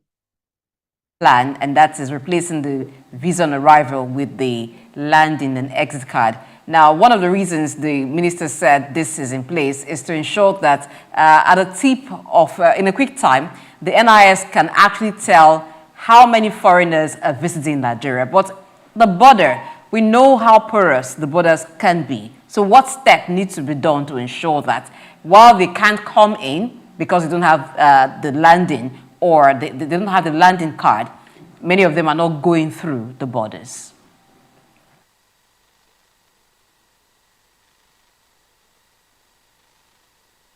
Extending all of these processes beyond the airports. So at the moment, it's been implemented in 5 international airports. But what happens at the semi-border? What happens, in Kano State, where we have borders with Niger Republic, and so on and so forth. All of this different other borders, the borders, with Cameroon, in Adamawa State, in Cross River State, all of these other borders, official border points, crossing points, and entry points, we need to implement this system to start with, ensuring that the same process, is applied across board, and giving us more visibility, more access to who comes in and who goes out of our country. But the other thing is, as we know, that we do have very porous borders as a country, and that needs to be addressed. One of the things I think we need to do is to increase the personnel base of the immigration service. I don't think we have enough. We have a huge unemployment problem in the country. We have young people basically roaming around looking for work. I don't see why we can't employ a significantly larger number of people to be in the immigration service and then map our border points properly, map our border lines properly. It is literally impossible because of the size of the country to say you want to build a wall, for example. And I'm not even sure maybe that's a practical thing that to want to achieve just from a foreign policy perspective. But we do need to have visibility across the entirety of all our borders, all the countries that we share borders with, whether to our east or to the west or to the north. We do need to ensure that there is full surveillance of all of these points using technology, so that we can then ensure that people only cross through official crossing points, and where they attempt to do otherwise, that there is a system in place that can detect it, and where they can be apprehended with ease, with speed. You can quickly deploy border control officers to apprehend people that are crossing illegally. All of that is still work that desperately needs to be done. So, because of course, as you know, this also has security implications for the country. The issue of terrorism, banditry that we have in many parts of the north, and that is spreading very fast outward, it still revolves around our porous borders. The fact that people can just enter this country from way too many places. And in those places, there are actually roads. They might be dead tracks, and some of them, to certain degrees, you actually can drive across. So there's still a lot of work for the immigration service to do and for this minister to do to ensure that we checkmate and secure our borders more efficiently. Thank you so much, Segun Shipiton, Principal Partner, Woodridge and Scott Consulting, for making our time this morning to be a part of the conversation on the front burners. Thanks for having me. Have a wonderful day. A pleasure. Let's take a break. Up next is Post and Perspectives. It'll be time for us to get feedback from you.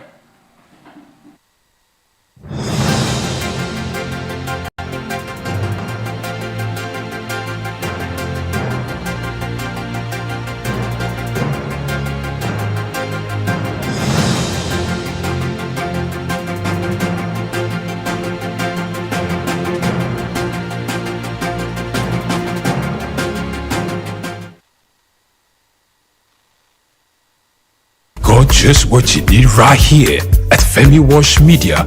Call it the Midas Touch and you wouldn't be wrong. Let us record, produce, mix and master your audio like nobody does. Reach us on our contact today for the best quality job.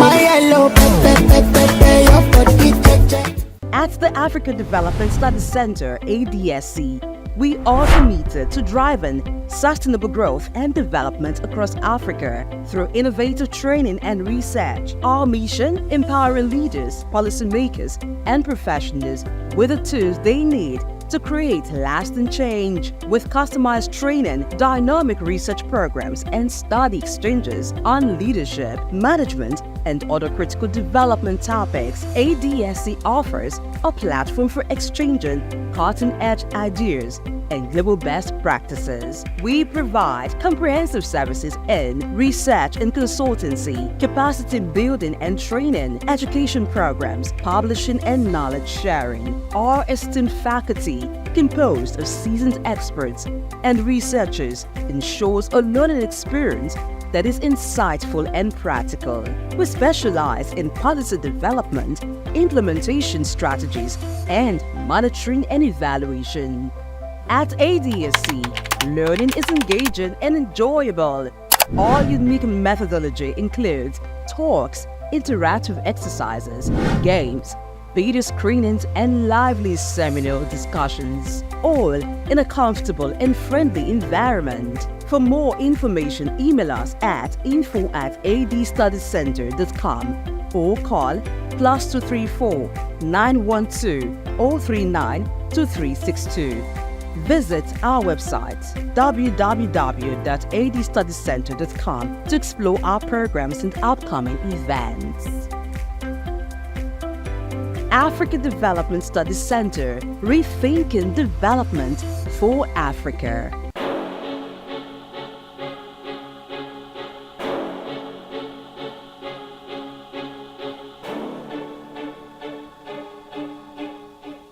Elon Musk is a visionary entrepreneur leading innovative ventures in technology, space exploration, electric vehicles, and renewable energy. Musk was born on June 28, 1971, to a South African engineer and his mother, a Canadian model and nutritionist in Pretoria, South Africa. His talents for computers and entrepreneurship emerged early, and at age 12, he created and sold a video game. Musk studied physics and economics at Queen's University and the University of Pennsylvania.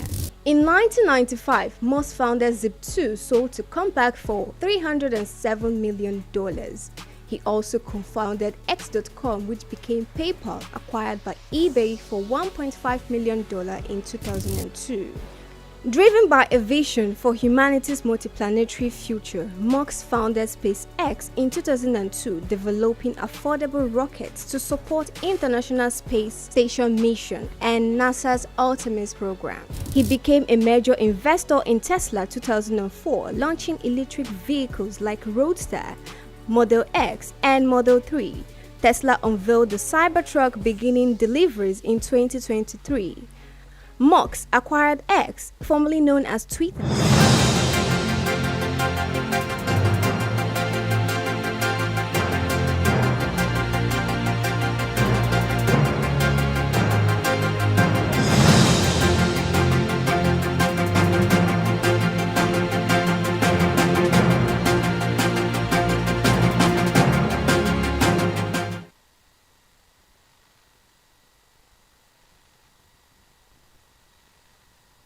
Some perspectives. My name is Swift Aderito. If you're wondering what the segment on this show is, it's basically what you say, because what you say means a lot to us. So every time you drop a comment, we come back and review because we care about you, and the idea of the show is to have what you say on air so we can relate to you. So the first comment we're having is from Olukayode. Thank you so much for always being here. You say, our governors have now assumed emperor status. They are too busy spending money, attending parties, hosting celebrities, etc. They don't have time for innovation, engagement, critical government issues, and seeking for better ways to do things. After all, everybody blames the president. That one hits right. And I think there's somebody that is always talking about that. Doctor, I'm going to throw you on the front line. He's claiming that the governors are too busy hosting parties, and people keep blaming the president when things are not working. What do you think about that, sir? Well, we are in the era of influencers, so who guarantee elections are influencers. So it won't be bad hosting them in the State House. At least that gives you the ticket for the next elections.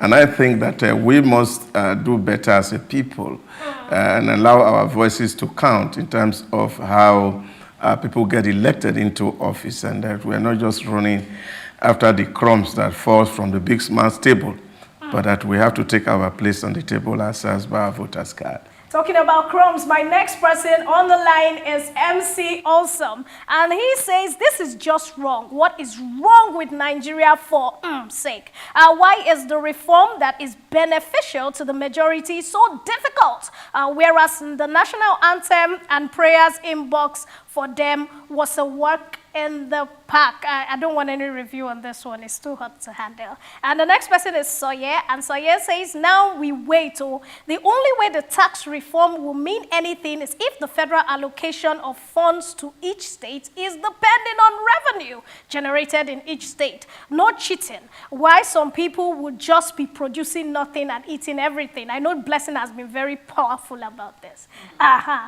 Well, I wish I could actually actually do something about that, but I think as it is right now, events have overtaken that because the Governors Forum have come to a consensus regarding the sharing formula. So it's 50% based on equity, 30 based on derivation, and 20 based on population. Well, it would have been good and made a lot of states to sit up and be ingenious about how to make wealth for their own state. But again, you know now, the people have decided, or the governors have decided. As usual, intelligently said, Blessing. All right, so my next person is Deju.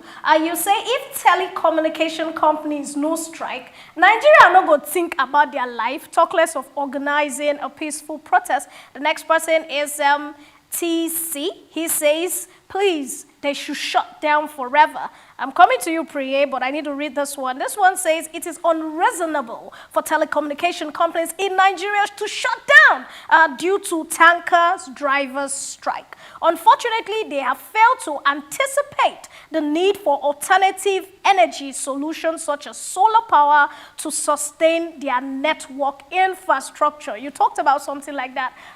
What do you think about this comment? Oh, okay. I won't blame the telecom organizations because I knew, speaking to chief executives of organizations, they can tell you, there was a time I had a conversation with one and they said for a month they run on diesel and they expended 30 million. Wow.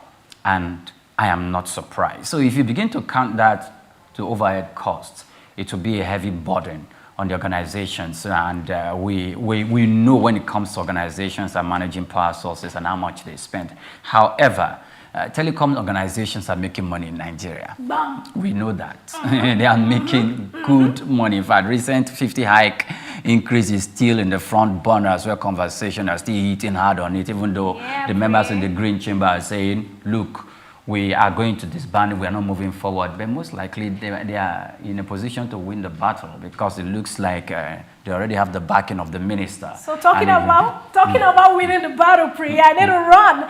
Somebody is online, and this is Shahid. Thank you so much, Priya, by the way. He says we can have Nigeria doing all these odd jobs before the end of the decade if we can legislate to have at least one well-equipped and well-run technical school in every 360 federal constituencies in the next 5 years. Many people don't have any business with education, with university education. I beg your pardon. The next person is the reformer, and that one says most foreign artisans come trained from their home countries with work, and their work is neater. They take their time to get details right. They also respect timelines because or better than many local artisans. The very last one I'm going to be running through says it's a serious issue. The lack of trust and work to perfection is another issue. Not being sincere with quotations. Nigerian tailors, we're here.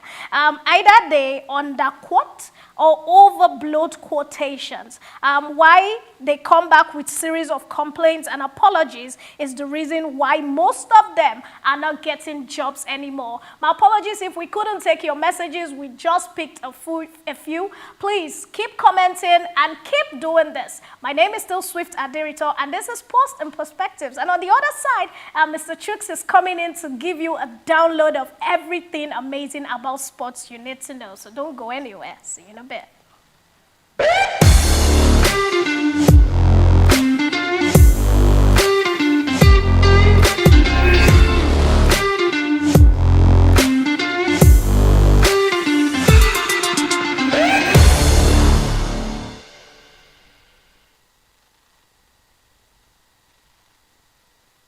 Balewa Square, TBS.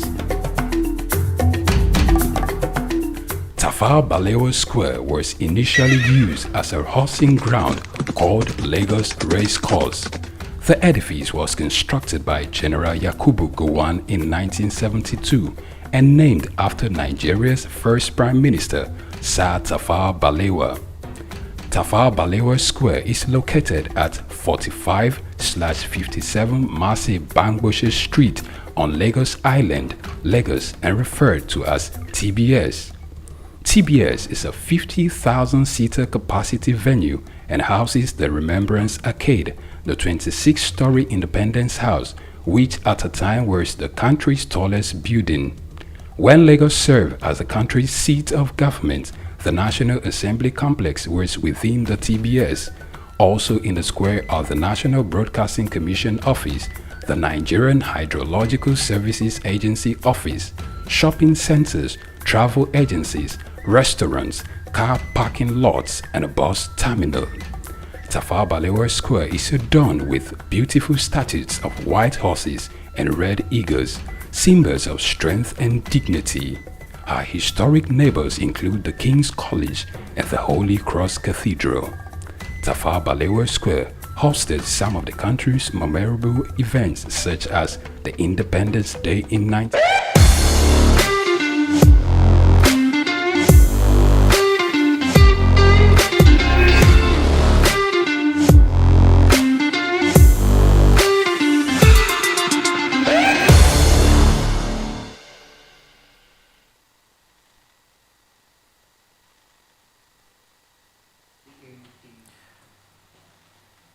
Hello and welcome to Sport.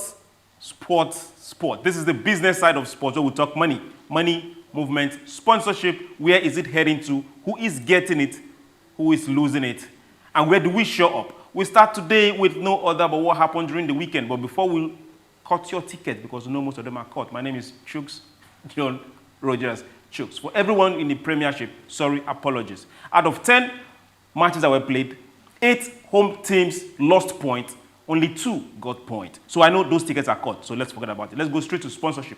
As long as there are mutual benefits and profit, we will step down on quarrel. So despite the legal dispute with Global Football Federation, Coca-Cola has been announced as the sponsor of the FIFA Club World Cup.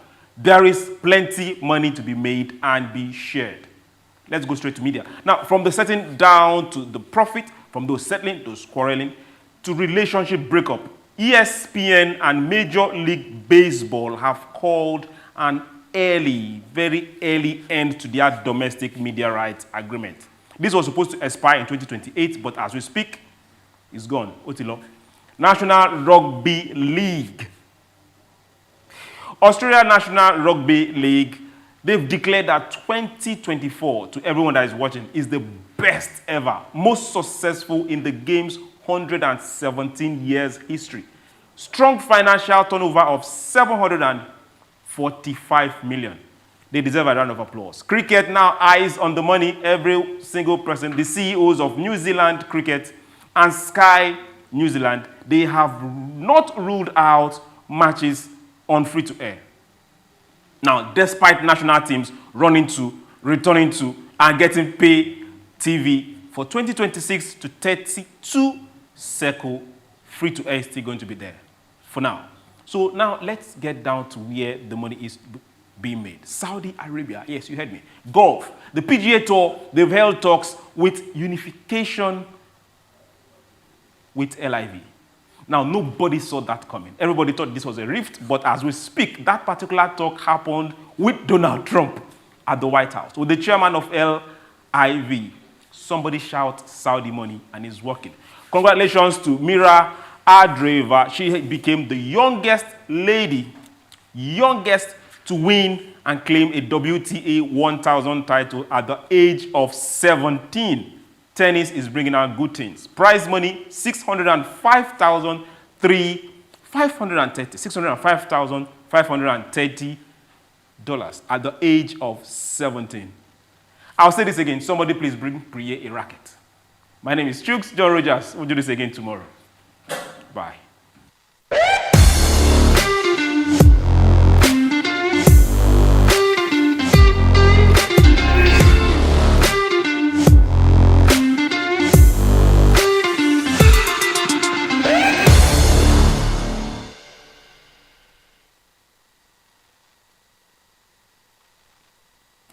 Souq John Rogers, well done with sports update there. But this thing of somebody bring prayer rackets, is it an issue of men talk to men and then men understand? Because my sisters use the rackets as well. I'm talking about Sister Venus Williams and Sister Serena Williams. They played, so I can also use the rackets and make money and win Grand Slams. No, things like that. So Souq.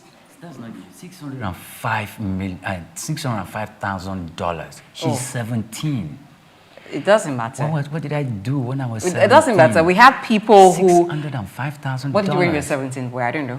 Well, you know, they say when a person wakes up, doc, that's the person's money. So I can choose to wake up now, and that becomes my money. I can play like a 17-year-old. Yeah. Yes. It begins from the mind, right? Yeah. It does. Okay. Leave me to convince myself. $605,000. Please don't faint. God, that's a good money. But you know, you could still try your luck because there were persons who said he was 17-year-old and he played under 17. After 2-3 years, you know, they were don't be like my father to your 40-year-olds. children. Because he told me that nobody travel abroad with football, and that is why I'm still here.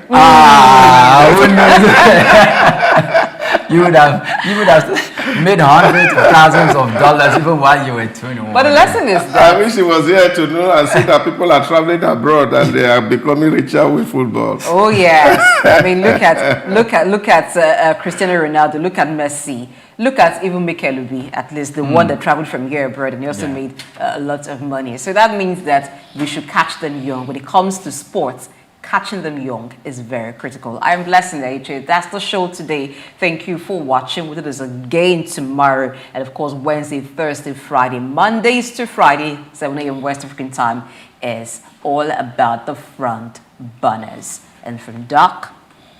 Well, it's good to know that you were there all through the show. We'll be back here tomorrow talking about things that matters and bringing heat to the things that makes the news. And Priya Krumale. Well, I'm Oyin Priye Krumale. Many thanks for watching.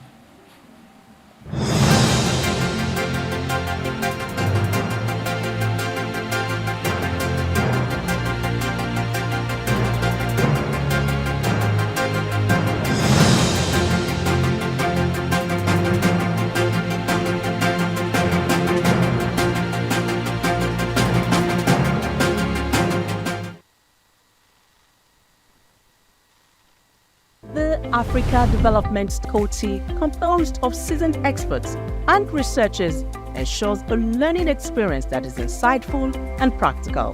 We specialize in policy development, implementation strategies, monitoring, and evaluation. At ADSC, learning is engaging and enjoyable. Our unique methodology includes talks, interactive exercises, games, video screenings, and lively seminar discussions, all in a comfortable and friendly environment. Ready to make an impact? For more information, email us at info@adstudycenter.com or call +234 912 439 2362. Visit us today at www.adstudycenter.com to explore our programs and upcoming events. Africa Development Studies Center, rethinking development for Africa.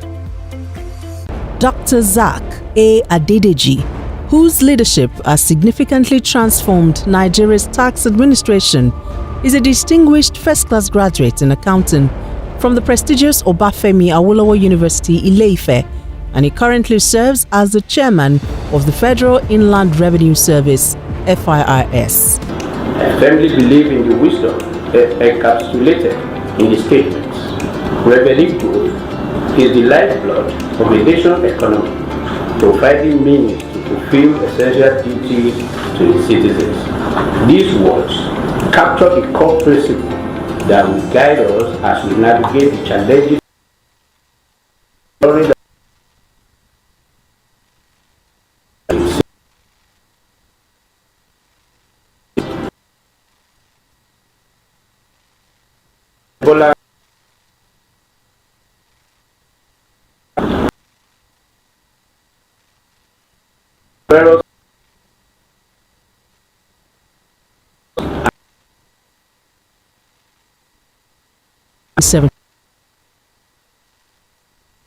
Dr. Extend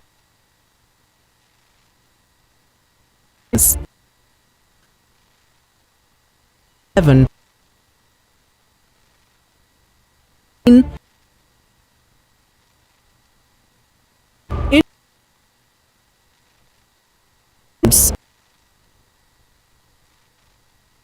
receive revenue 20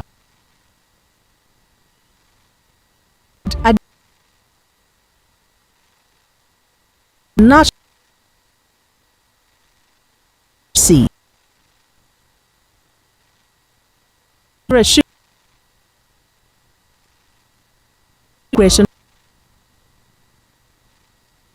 product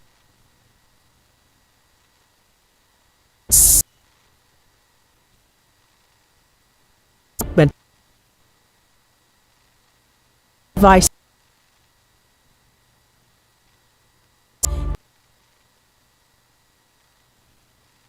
chair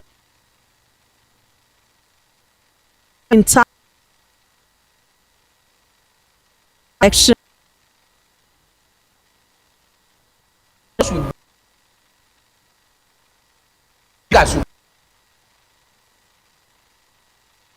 investment that we are on. So all those things, when we have this holistic process, it will be captured, and that the vision is to have a progressive tax that if you earn more, you pay more, and if you earn less, you will not pay. Under his leadership, FIRS exceeded its 2023 revenue target of 11.55 trillion naira. As chairman of FIRS, Dr. Adedeji implemented a performance-based system aligning with the service's new slogan, simplifying tax, maximizing revenue. Dr. Souq Adedeji has done incredibly well in transforming and reforming the tax processes and procedures in Nigeria. In a little over a year being at the helms of the affairs of the tax body in Nigeria, we have seen a significant improvement in revenue generation. His policy of not crumbling business with taxation is something that also needs to be applauded. Souq Adedeji philosophy is taxing fruits and not the seed, and taxing prosperity, not poverty. Because if you look at the fiscal landscape of Nigeria in the past 10 years, you find that businesses have struggled to live, and that has led to the exit of so many businesses from Nigeria. But with this new reform, we're saying that the businesses will profit from the reform processes, and that will mean more business for Nigeria. We will have a lot of foreign inflow in terms of foreign direct investment that will actually drive the process of economic growth for the country. And I think he has done so well, and he deserves a kudos, especially for taking the giant stride to restructure FRS for efficiency, for accountability, and for value for money. He has also made the welfare of the staff a top priority, fostering a positive working environment that has brought smiles to the faces of FIRS employees nationwide. Supporters of the tax reform bills highlight several key benefits, harping on the need for streamlined tax processes that could reduce bureaucratic hurdles and foster an environment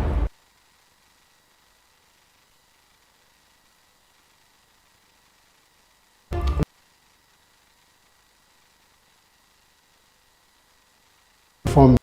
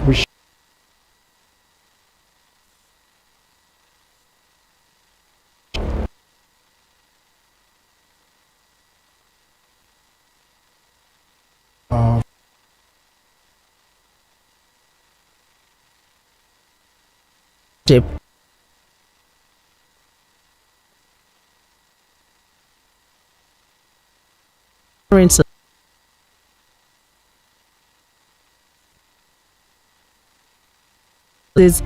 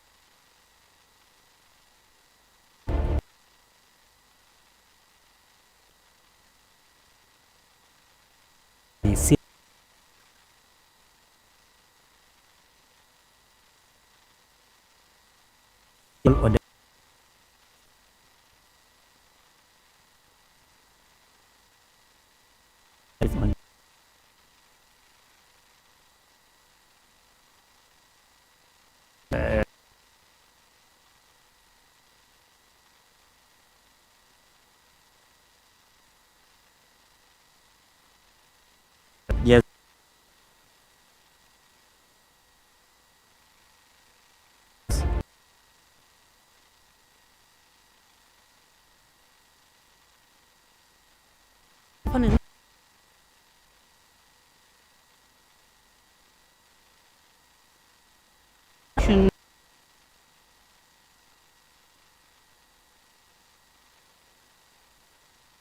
They have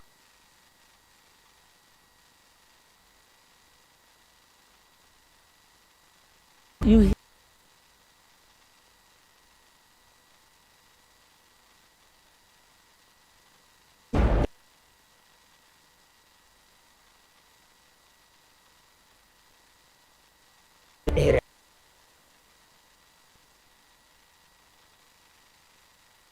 ahead